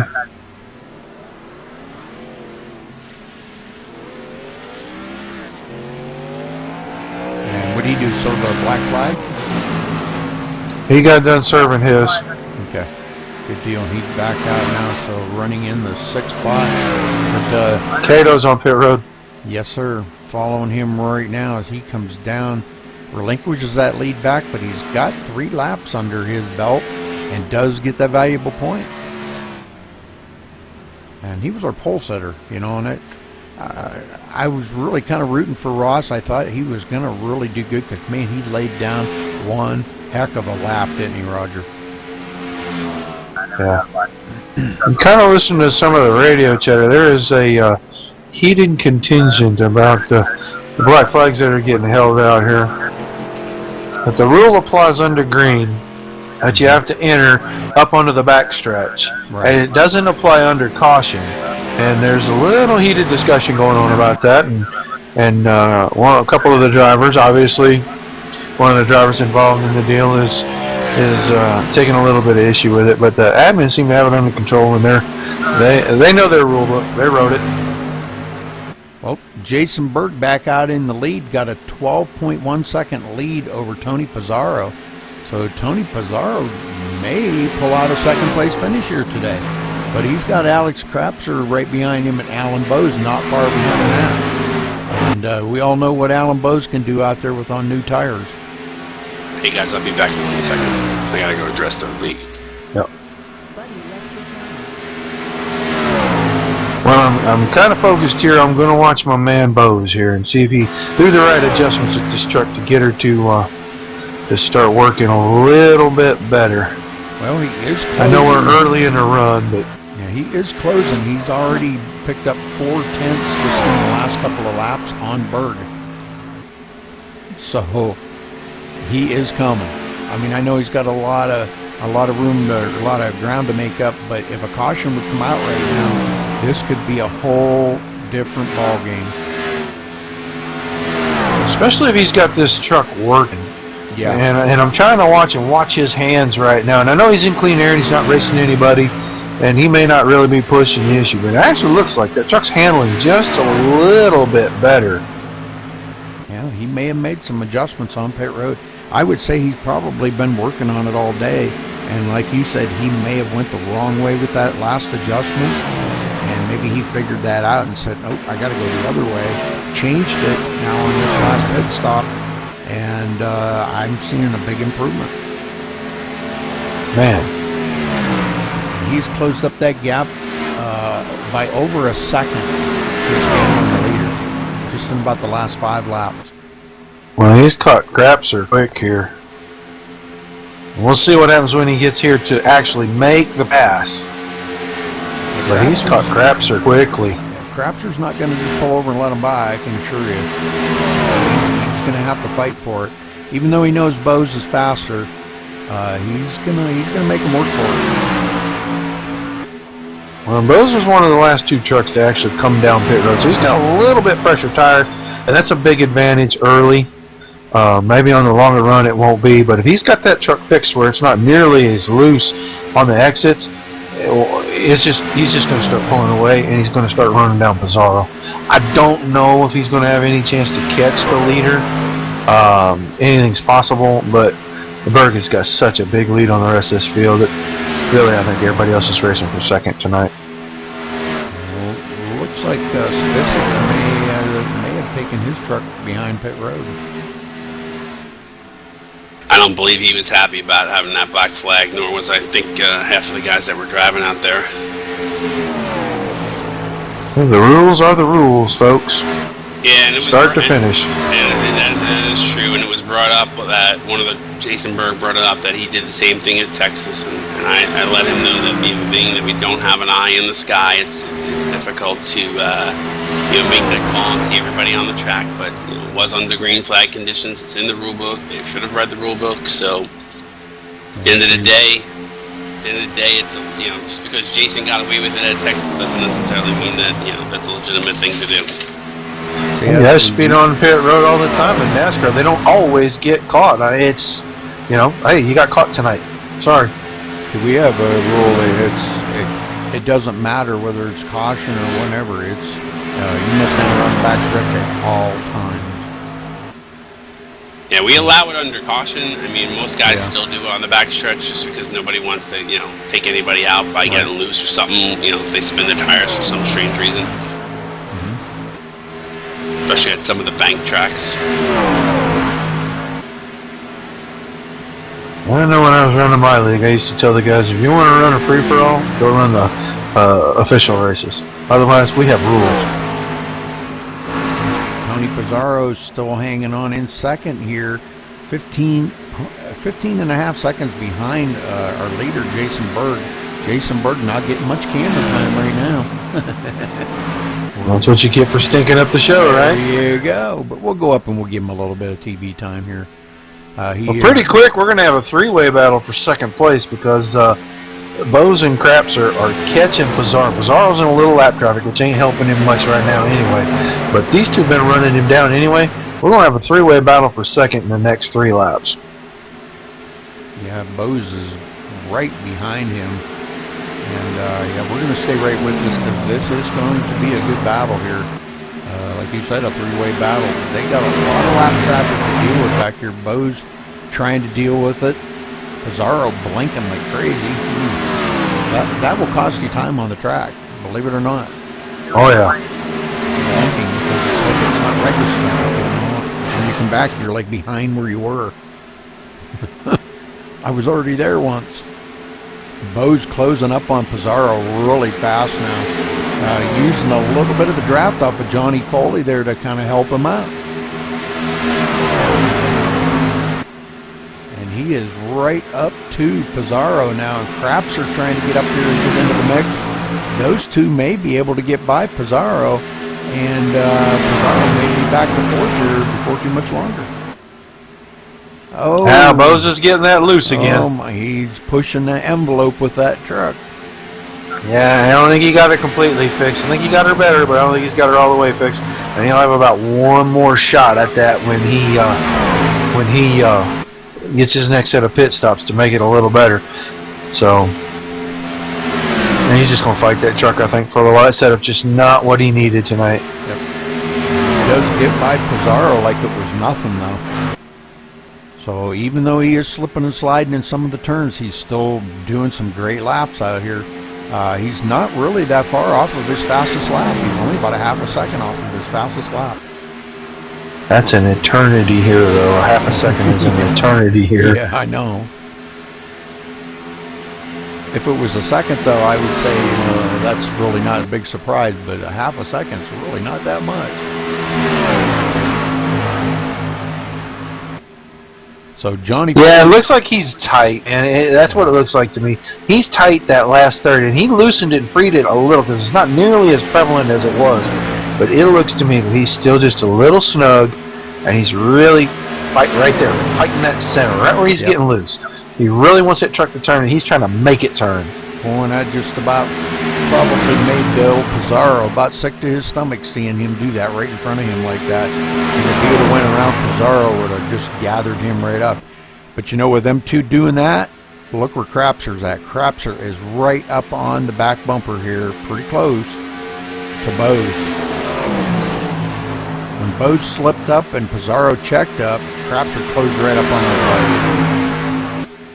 Yeah, that truck's just not rotating in the center like he needs it to. He's got a great arc getting in, and when it gets down to that point where it needs to rotate to help him cut off, as soon as he goes back to the gas, it's just like the left front picks up off the ground and it just drives at the wall. And Allen taking a look on the inside again, but not this time. He's not going to make the pass on the bottom. That truck just will not do it. He's going to have to let Crapser go. Yeah, he's going to back out and say, look, you guys go ahead. There's no sense in me going out here and possibly wrecking, bringing out a caution, changing this whole race when Berg is running so awesome out front there. Nobody's got anything for Berg. He's out there. And Bose is headed for the pits. Oh, boy, that was an ugly pit road entrance. I'll bet his crew chief just about jumped out of his chair right there. I'm telling you. He said, all you got to do is bring it home. We're going to hoist the big trophy tonight. Just keep her out there. Don't wreck her. But Berg out there 17, almost 18 seconds ahead of Pizarro. That's just unheard of. Yeah, he is just waxing the field tonight. He's just crazy fast. And they are going to take that 21 truck right straight to the garage. Whoa. He's not going to get to do any burnouts. Yeah. Well, But he needs to get that back out on the track so we can see him do burnouts for the victory. If he wins the championship, unofficially right now. The leader's on pit road right now. Jason Berg, bringing her to pit road. Well, it was about getting pretty close to the time here for him to come down pit road. Now, I do believe... No way. Do believe he can make it the rest of the way, can he? I heard somebody's engine let go. Uh-oh. Had to have been one of the... I believe Leiby's done. Yes, I believe his sir. engine let go in 1 and 2. Yes, sir. All right. We're not even going to get to talk to the champ. I know. He left the building, didn't he? Yeah, he walked out through the tunnel real quick there. Well, we're going to have to catch him here in TeamSpeak then. Yeah, we need to make sure he stinks around long enough to at least tell us what the season was like for him. I mean, he's going to come home with the championship. Leiby just coasting around here and going to try to coast it down pit road and bring it in. He is done for the day. D-U-N done. That's too bad, you know. But he's still going to come out of it with I believe, an 8th place finish here. But you know, here's the big surprise of this, guys. Johnny Foley is probably going to get about a 6th place finish by staying out there on the track. That's perseverance. Amazing. That's amazing. If my truck was still going, I'd probably still be out there. As crazy as that sounds. But you know, Johnny's truck really doesn't look that bad. He's turning some pretty good laps. He's in the 31, so that's not too bad. Well, Pizarro's out here leading him a few laps. And he's a little ways away from having to make a pit stop. Yeah, those guys are on a pit strategy. Him and the 83. Yeah, Ross Cato now in 2nd. 13.4 seconds behind these guys, but he's going to have to come down pit road again. So that's going to put Berg right back up in the front. Well, we're about 44 laps from completing this race. Everybody can make it from here easy, so Yeah, what do I'm you just get? kind of What do wondering you what get, the about strategy's going to be. 48 or something? I forget. About 52, I believe. That's right, 52. Yep. Yeah, so they're definitely within the window of making it the rest of the way. So. Now, some of that's going to depend on the gear you run. If you're running the 60 or the 70 gear, it's going to make a little difference. A lap, maybe 2 in your fuel mileage, but it's not a real big difference. Well, Pizarro's out here loving life right now. He's just having a ball. Clean air to run in. First time, I think, all day he's had clean air to run in. And just having a good time. Ross Cato ducking her off from the pit road, the 2nd place truck. Let's take a peek here at him bringing it down pit road. Yeah, he barely got her rolled up in time for that line, didn't he? We've been seeing. Well, you know, we talked about that the other day, Roger. That this track does have an awful funny pit road entrance.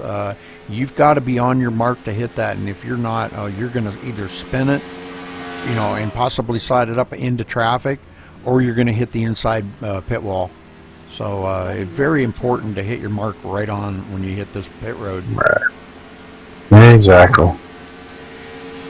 All right, 4-tire change for Ross Cato, and he's away. Full tank of fuel, ready to take this thing all the way to the end. Showing him in 4th place now, just that quick. Tony Pizarro still out in the lead. Berg closing in on Pizarro, 16.8 seconds behind him now. And gaining. Cato had a pretty good stop there, too. Didn't seem like they wasted a lot of time getting in and out and getting through the box. I mean, they had a really good stop. Yeah, 13.4 second pit stop. Oh, Berg, when he was in, he only did a 2-tire change. I'm not really a whole lot surprised by that. These left side tires last a long time on these trucks, and here you can run 90 laps on them pretty easy. I've done it myself several times, but I mean, he didn't need the extra room. Maybe he just wanted to try to lap the entire field, and that's one way you get her done right there. There you go. That's, you know, he had the time to do it. He could have changed all 4. And I think if I would have been him, I would have took advantage of that. But maybe he likes the feel of it, I've heard a lot of guys on some of these tracks, and this is no lie, Roger. Guys say that changing just the right front tire only made the truck just like amazing. Yeah, I've heard that, and I've never tried I it. never have either. Nope. I'm a bit. If I'm going to change one, I want both right side tires. Yep. I don't want that worn out right rear tire out here sliding around and everything else. I want right side tires on. I don't mind not changing lefts, but I really do want right side tire. Well, we only have 6 trucks left out on the track, and only 2 on the lead lap. And I believe when we see Tony Pizarro come down pit road, Jason Berg's going to go out there, and he's going to be the only one on the lead lap. Everybody. I think you're right. Down. Yeah. Because Tony Pizarro, when he comes down pit road, Berg only 15 seconds behind him is going to go right by him. He won't by the time he gets he won't. I was going to say by the time he gets to his pit stall, Berg will have already passed him. And if he changes 4 tires, by the time he comes back out, he'll be a lap down. I was noticing that we had a couple of the guys that were formerly participants in the race in the broadcast over there watching the end of the broadcast, and we still got about 10 or 12 guys watching. Appreciate you guys checking us out, still hanging in here with us. Make sure you click that follow button under the viewing screen.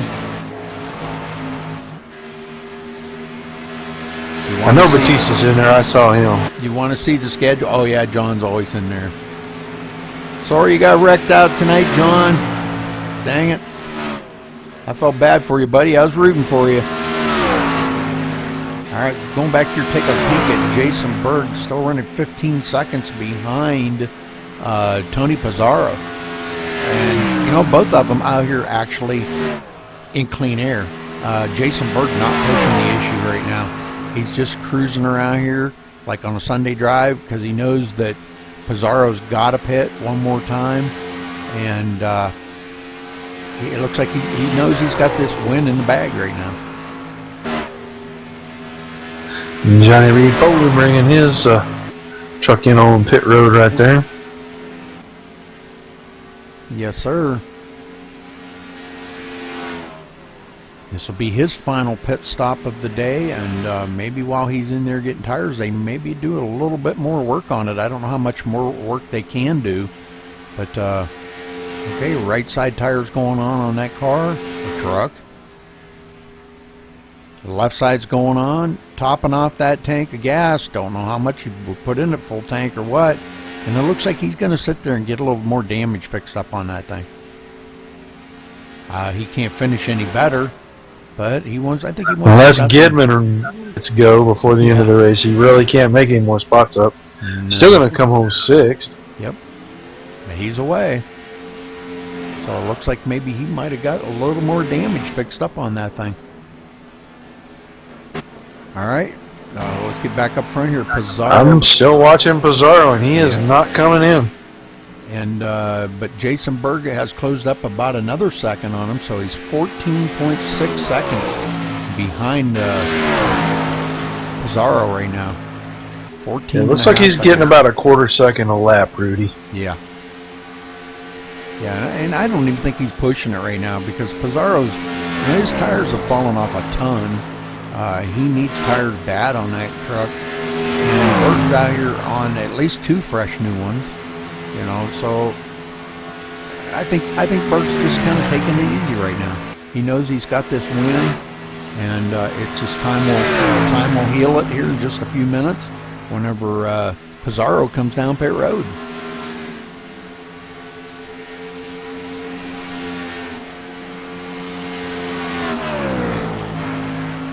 Oh, we got him black flag for Aaron in the tractor soon when he came out last time. Who did?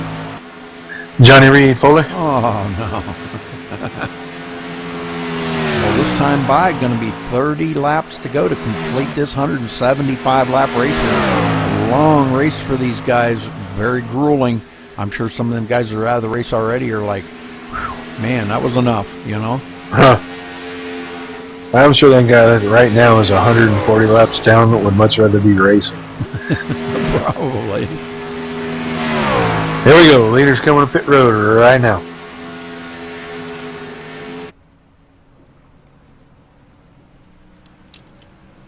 Boy, it looked like he almost didn't get that thing woed in time. Did you see that? Yeah, that was pretty close. Johnny Foley back on pit roads trying to get more damage fixed up on that. Berg flashed by there right about the time he got to his box, so Jason Berg will be the leader. Pizarro, left side, right and left side's going on, full tank of fuel. And he's out. Long pit stop, though, 15.9 second pit stop. So he may have had just a touch of damage that it needed to fix, and but he's away, and that's going to put him in the second spot now. Yeah, and Berg's going to catch him while he's down here on the apron coming around. But on the newer tires and 4 tires, Pizarro's got a chance to put himself back on the lead lap and finish on the lead lap at least. Yeah. Berg's going to get him right here about turn 3. He's going to be right to him. Well, Berg could be a true sportsman and just say, hey, I'll just ride behind you. And I don't think he's going to have a choice either, because I think Pizarro's new tires are going to drive away from them 70-lap old left side tires. I think you're right. So yeah, Pizarro, he's out here. He's going to turn some great laps now. And the only thing he could hope for right now would be a caution to come out, and he could get caught back up here and mount a challenge on Berg, and give it a true fight instead of Berg just taking the win by cruising around, But good job by Pizarro. He put on a heck of an effort out here today. He's led 19 laps, and great racing by him. Congratulations to him on that. Berg is the man on a mission right now to bring this thing home. We've got coming to 25 laps to finish this race out here, Roger. And Alec Crapser just relinquished the second place to Tony Pizarro right there. And it looks like Crapser's actually gapped Berg just a little. Maybe Berg's just rolled it out, said, I'm just going to finish up right here. I don't need to go up there and try to race those guys and have anything bad happen. I know I'd like to lap everybody and just be the only truck left on the lead lap, but I can't catch Pizarro because he's got new tires, and Crapser doesn't make any difference whether I get him or not. I just need to finish. Well, Pizarro and Crapser at the tail end of the lead lap, so they technically, both of them, Crapser. Oh, he hits the wall. Oh, no, there's the caution. Wow. Oh, my. Let's go back and take a look at that whenever he gets done flipping here. Whoa. Oh. Wow, he just got up out of the groove right there. Yeah. That truck just took a dive to the right coming up the hill there. He just missed the groove. When he hit the wall the first time, it unweighted that truck. And a lot of times what happens is when the truck goes left, when it gets unweighted, it turns back to the right. Absolutely. Man, did he roll a long ways. Oh, man, I'm telling you. That was like one of them Rusty Wallace flips going down the front stretch at, what was that, Daytona, wasn't it? Remember when Rusty Wallace did that? What was it, 7 endovers or something? Whew. There's 1, 2,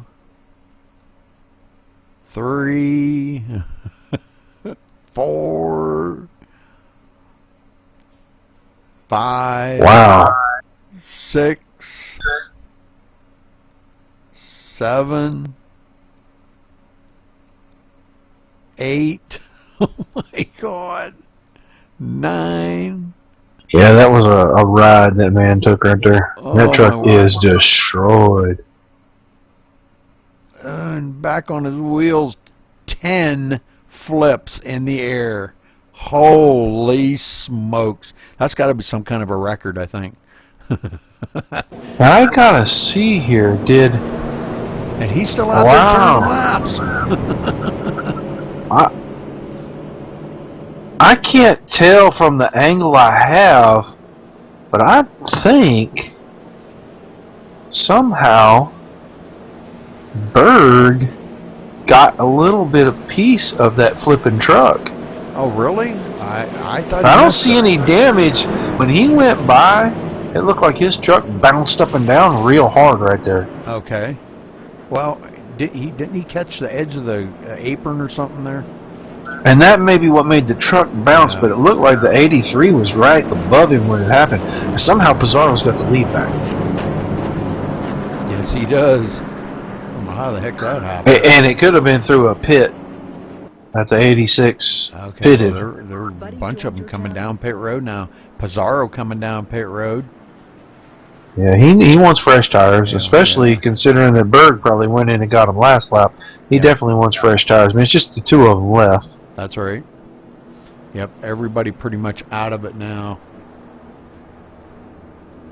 Yeah, that was unfortunate for Crabster. It just looked like a thing got tight, maybe older tires. It got a little tight, and when it went towards the wall, there wasn't much you could do with it once it de-wedged that truck. Mm-hmm. Well, boy, I'll tell you what, this has been beyond an interesting race here. We've seen everything here today, Roger. We've seen black flags handed out to speeding down pit road, end overs in the front stretch. We watched Alan Bowes, just power driving it through the turns, drifting. We've seen it all here today. This has been a very, very interesting race. Well, I'm back in the booth, boys. Yeah, us at the IWCR, we always do everything colorful. You got that right. Well, I know we're always entertained when we come over here for sure. Mm-hmm. Something about this track. We ran here in Gen 6, start of season 2, had same time. It was weird. It's something about this track, same exact kind of results with a lot of cautions. Well, I see a lot of that, especially when we do the official races and stuff. You see a lot of just weird things happen, causes a lot of incidents, and I don't know, just something about this track. I mean, it's really big, it's really fast, it's got a lot of grip, but the corners close up quick on you. There's a lot of optical illusions, and I think it causes drivers to make funny reactions sometimes and get themselves in trouble. Well, the other thing I was going to say is that the trucks obviously don't have the horsepower that the Gen 6 cars do. So I think everybody comes here and they think they can just stick a corner no problem without full throttle without letting off the gas at all. Well, I think you probably got some truth to that. We got 3 trucks back on. Did Ross Cato get waved around and get back on the lead lap here? Is that what I see? Uh-oh.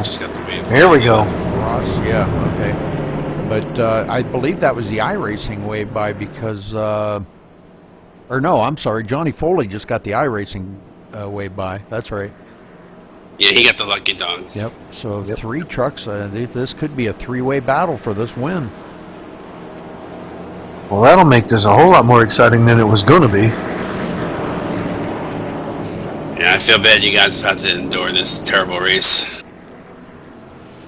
You never know what to expect. You get a mixed bag sometimes, in these big races. Take a look here. This is caution number 7, and I don't think that's that bad. Yeah, but we took out so many people, the early ones. Yeah, a couple big ones there took out a lot of people, but pace car's getting ready to duck off, Roger. We're going back to green flag racing. Oh, man, is Berg holding him down? Yeah, there we go. Pizarro was trying to time him up a little bit, and Berg said, I don't think so this time, buddy. Yep, and Ross Cato looking like he might take a peek inside of Pizarro right there. And I believe Ross Cato, his truck might be just a little bit better than Pizarro's right now. Well, if he's fixed the issue he had earlier in the race where he kind of went backwards early, I think he was either a little loose or a little tight. If he's got that dialed in and he's going to really be able to run hard these last 20 laps, I think he's probably a little quicker than Pizarro here. He's hanging right on his bumper right now. They got 19 to go, as they cross the line. So still a lot of racing here left. And I hope the Twitch viewers out there, all the viewers are watching and enjoying this because it's been a long, grueling race for these guys. A lot of good drivers taken out early on. But I'm going to tell you what, this has been one heck of an interesting race here tonight. Berg got out there to about a half a second and is kind of holding. Craps are running in 4th. They're 4 laps down. Berg definitely starting to pull away now. Pizarro and Cato back here, they're just kind of holding on, and I think they're going to just they're going to have a race of their own here to race to the finish. It's just going to be a matter of who's going to come in second now. Yeah, I think the race in this was 4 second from about halfway on. I feel bad for Burke. He's not getting a whole lot of TV time. But even so, he's had enough. Burke's had enough TV time. He's stinking up the show out there. What do we got on the lap times in the last couple laps? It looks like it's not pulling that far away from him. No. Burke is definitely running some very, very good laps here. He ran almost the same lap time as his fastest lap of the race. So now that one is a little bit slower. I think he kind of backed it down just a little bit. But the last lap was within 51 thousandths of a second of his fastest lap. So that's pretty close. It's not that far off of what Pizarro ran. I think he ran 0.05 after him, right? Yeah, Pizarro ran about a half a second slower, or half a tenth slower. And Pizarro just tapped the wall right there going into the turn. Just a little love tap. But I think Cato's just kind of backed off him. He knows that maybe he isn't as fast as we thought he was, Robbie.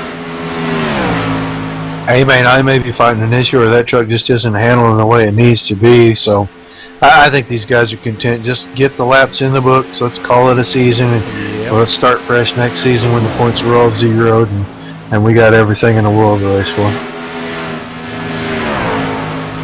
So, but these three here, for 3 trucks finishing on the lead lap out of all the drivers that we had out here tonight, and all that they've endured out here tonight. Ross Cato taking a lot of damage. Tony Pizarro taking damage. I think they need to count their blessings to come out of here with the top 3. Yeah, I'm sure they're probably ready to be done, Rudy. Yeah, this is a grueling race. Pizarro hanging on about 3/4 of a second behind Berg. But I think Berg's backed it down a little bit. I'm going to take a look at his lap times here. Yeah, he's backed it down a little, not quite a half a second slower than his fast times, so he's not backing it down a whole lot. He knows Pizarro's there, but he's got to hit his marks every single time. If he makes even the slightest mistake, he could wind up losing this. In that last lap, Pizarro and Berg pretty much ran almost identical laps times. Yes, sir. Yep. Yeah, Pizarro's not gaining All on 3 him. of these guys are really close. Yeah. He's not gaining on him, but he's not really losing on him either. Well, that time, Ross was off by a lot that time. He was off Yeah, I by think he had a problem in turn 2, Rudy. I was watching him a little bit. almost a second off of the pace that time. But yeah, Berg and Pizarro almost running identical laps here. So, I mean, of all the people that were out here tonight, Pizarro being the last one to give Berg the trouble, I'll tell you what, he's doing a heck of a job of it out here. And my hat's off to him. He's just really ran a great race tonight, Pizarro has. I mean, I'm not taking anything away from Berg or even Ross Cato or anybody out there. I'm just saying he's ran the wheels off that thing to stay where he is at right now. Yeah, Berg's pretty much been the class of the field all night long. Yep. Pizarro's actually worked his way to him as far as getting the truck as equal. He just, that little bit of damage probably hindering him a little bit, and he hasn't had the greatest of restarts. So.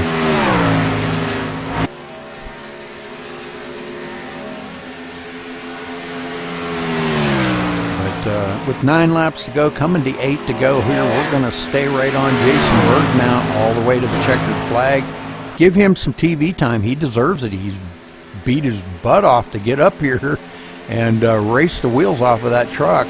And I'm telling you what, he's done a fabulous job here tonight bringing this home. And maybe I shouldn't say that too early, but I haven't seen him slip up yet tonight. He's hit his marks every single time. Yeah, he's looked flawless in every turn I've seen him run since I've been joining you guys.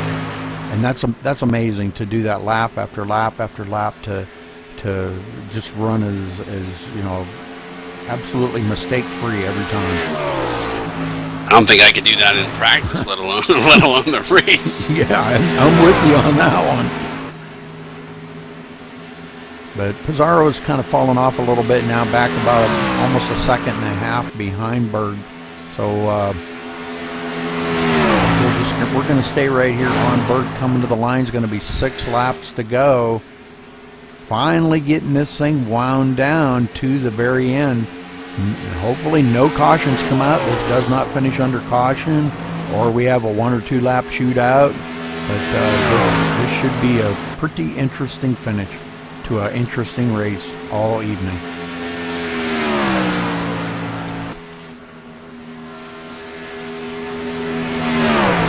Well, Randall, I do kind of want to get this tonight after we do Crown of Champion and all.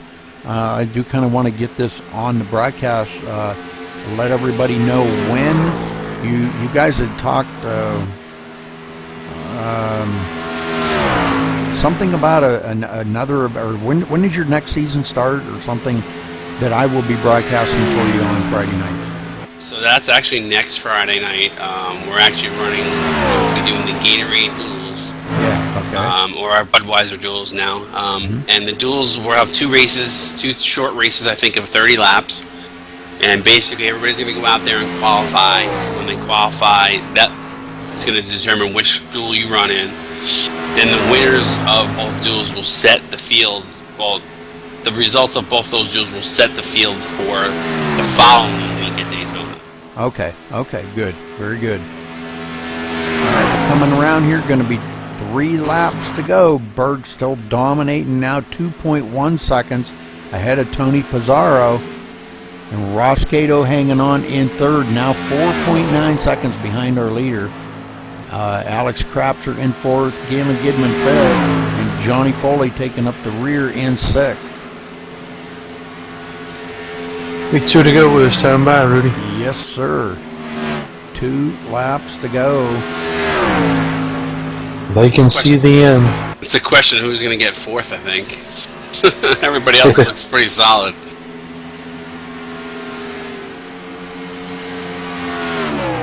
I think the gap's a little too wide for Gidman to get to Crapser, but Crapser's way off the pace too. He's running 34s. Yeah, that's going to be the. But I want to stay right on our leader here because he deserves this TV time, bringing this thing to the checkered flag.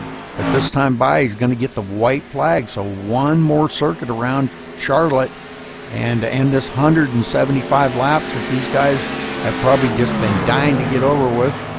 And Gidman just passed Crapser, by the way. Yes, he did. And Berg's right there in the middle of those 2.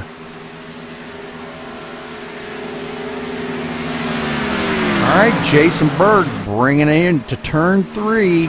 Coming up on the lap traffic. Out of turn 4. Going to bring it across the start-finish line. Bringing it home today is Jason Berg here at IWCR Under the Lights Racing. Congratulations to Jason Berg. Great job by him today. Tony Pizarro brought it home second, and Cato held it on for third right there.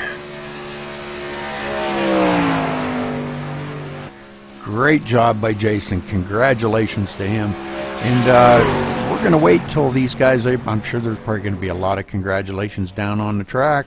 But Roger, let's talk through them last few laps there, because we did see a little bit of a change-up going on there between Crapser and Gidman. Is that right?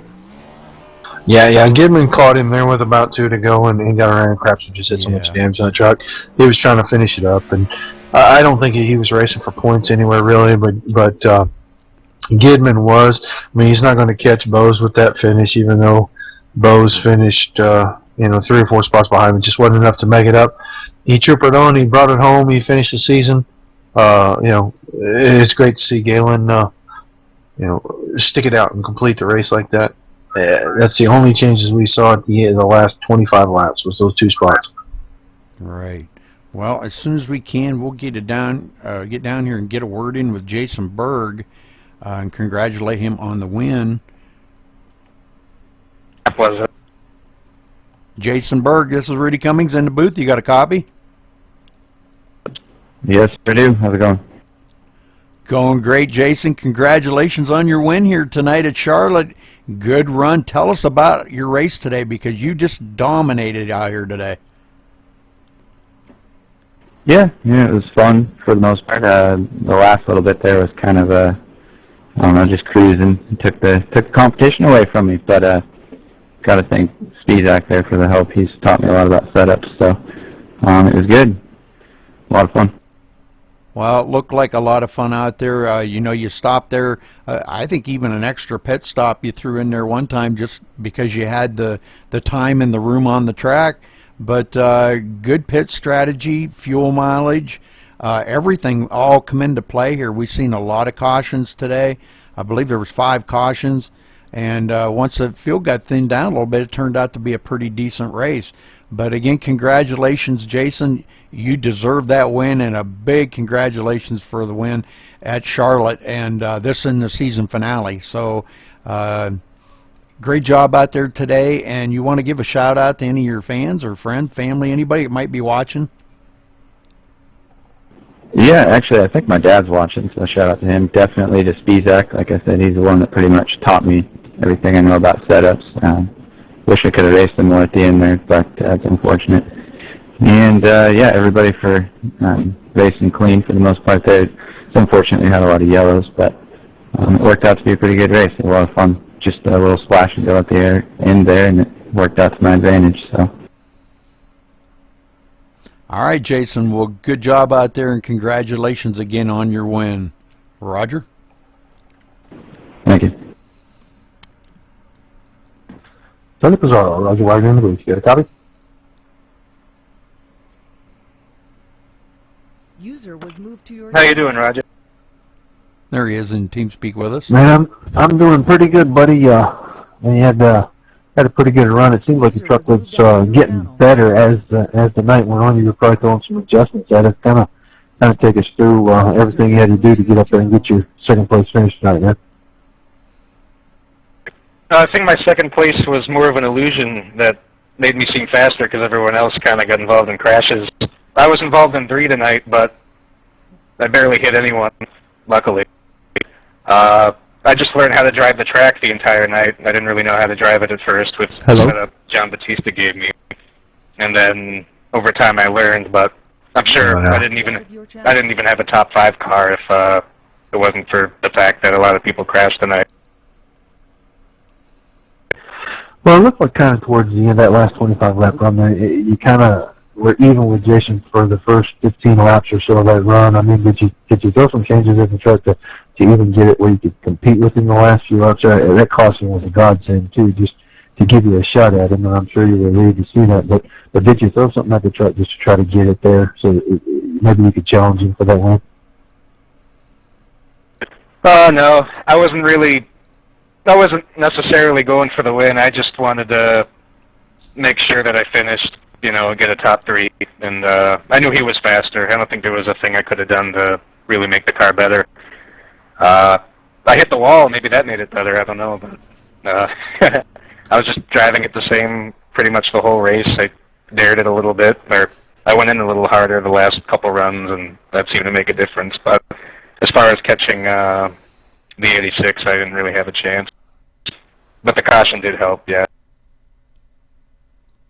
Well, man, you made a good show out of it. We really enjoyed watching you tonight, and congrats on the second place there. Anybody you need to throw a thank you or a shout to? I'd like to thank John Batista for giving me his setup. He gave it to both me and Alex Krapser, and we both definitely did better because of it, because I was using the fixed setup and that wasn't turning at all. And I want to apologize to Johnny Reed Foley and Zach Chahalis for losing connection and then getting into Foley when I fell out, and then that caused a wreck. So, yeah, I want to apologize to them. But all in all, it was a great race, and I'm glad I showed up for it.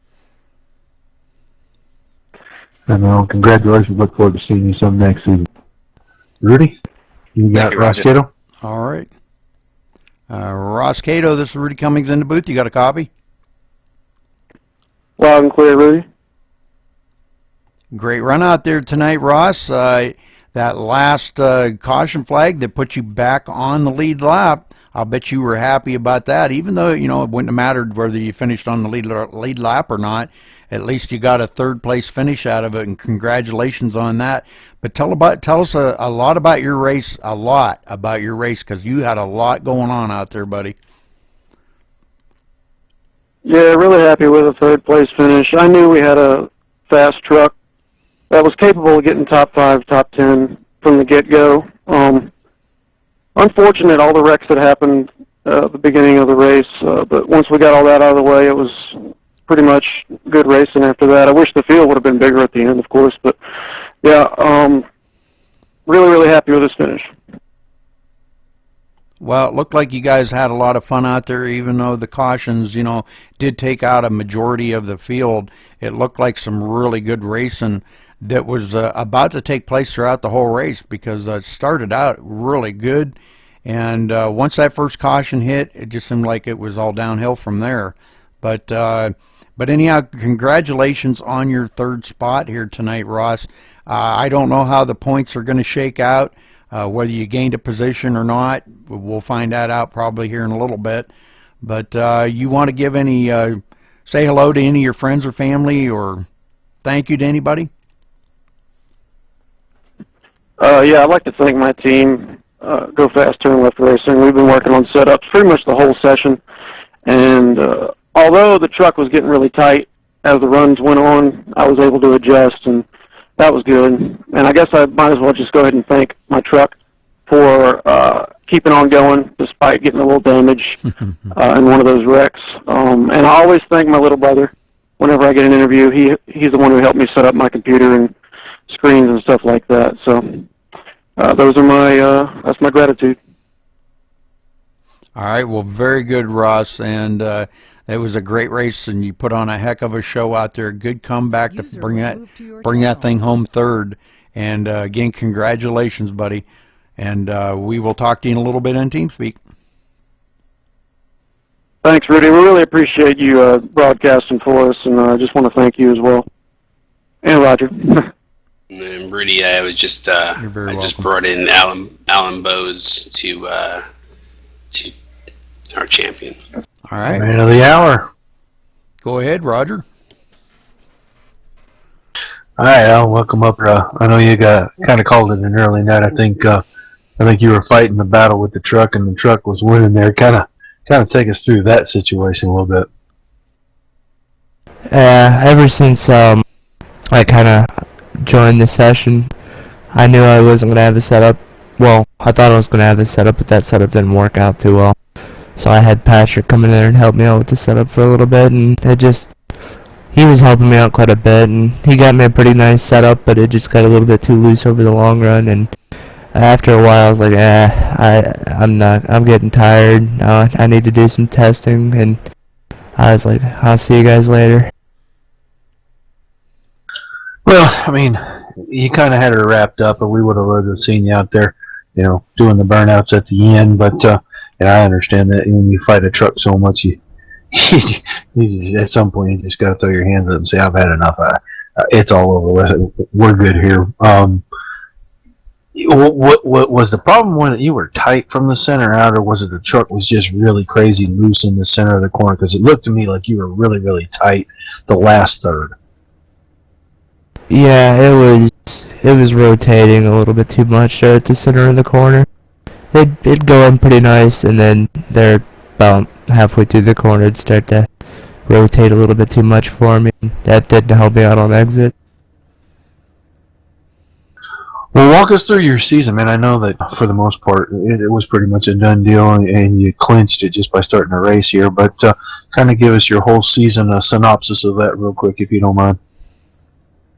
Oh man, I wasn't able to make the first race at Daytona. I wish I could have done that, but second race of the season, that was my first truck race with these guys, and I was able to snatch a win from David. That was definitely fun. That was a nice little battle we had there at the last few laps.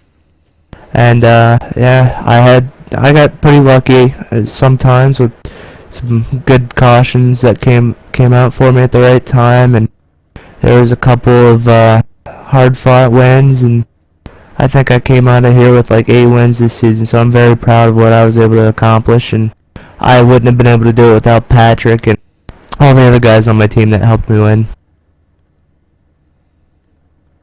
Well, it sounds to me like not only are you going to be the season champion, you're probably Rookie of the Year there. This is your first season in the trucks for these guys, and you collected 8 wins in the championship. That's fairly impressive. I get to watch you on a pretty regular basis in the Gen 6 car and in other series, and so I know that you're fully 100% capable of running everything right on the edge. I always kind of watch you as the race goes on, and tonight I kind of thought maybe you'd have a little bit different situation. You might try to challenge for the win and put an exclamation point on the season. Looks like the setup kind of prevents you from doing that. But man, congratulations on a great season, and I'm fairly certain you'll be back to defend it next year if my guess is right.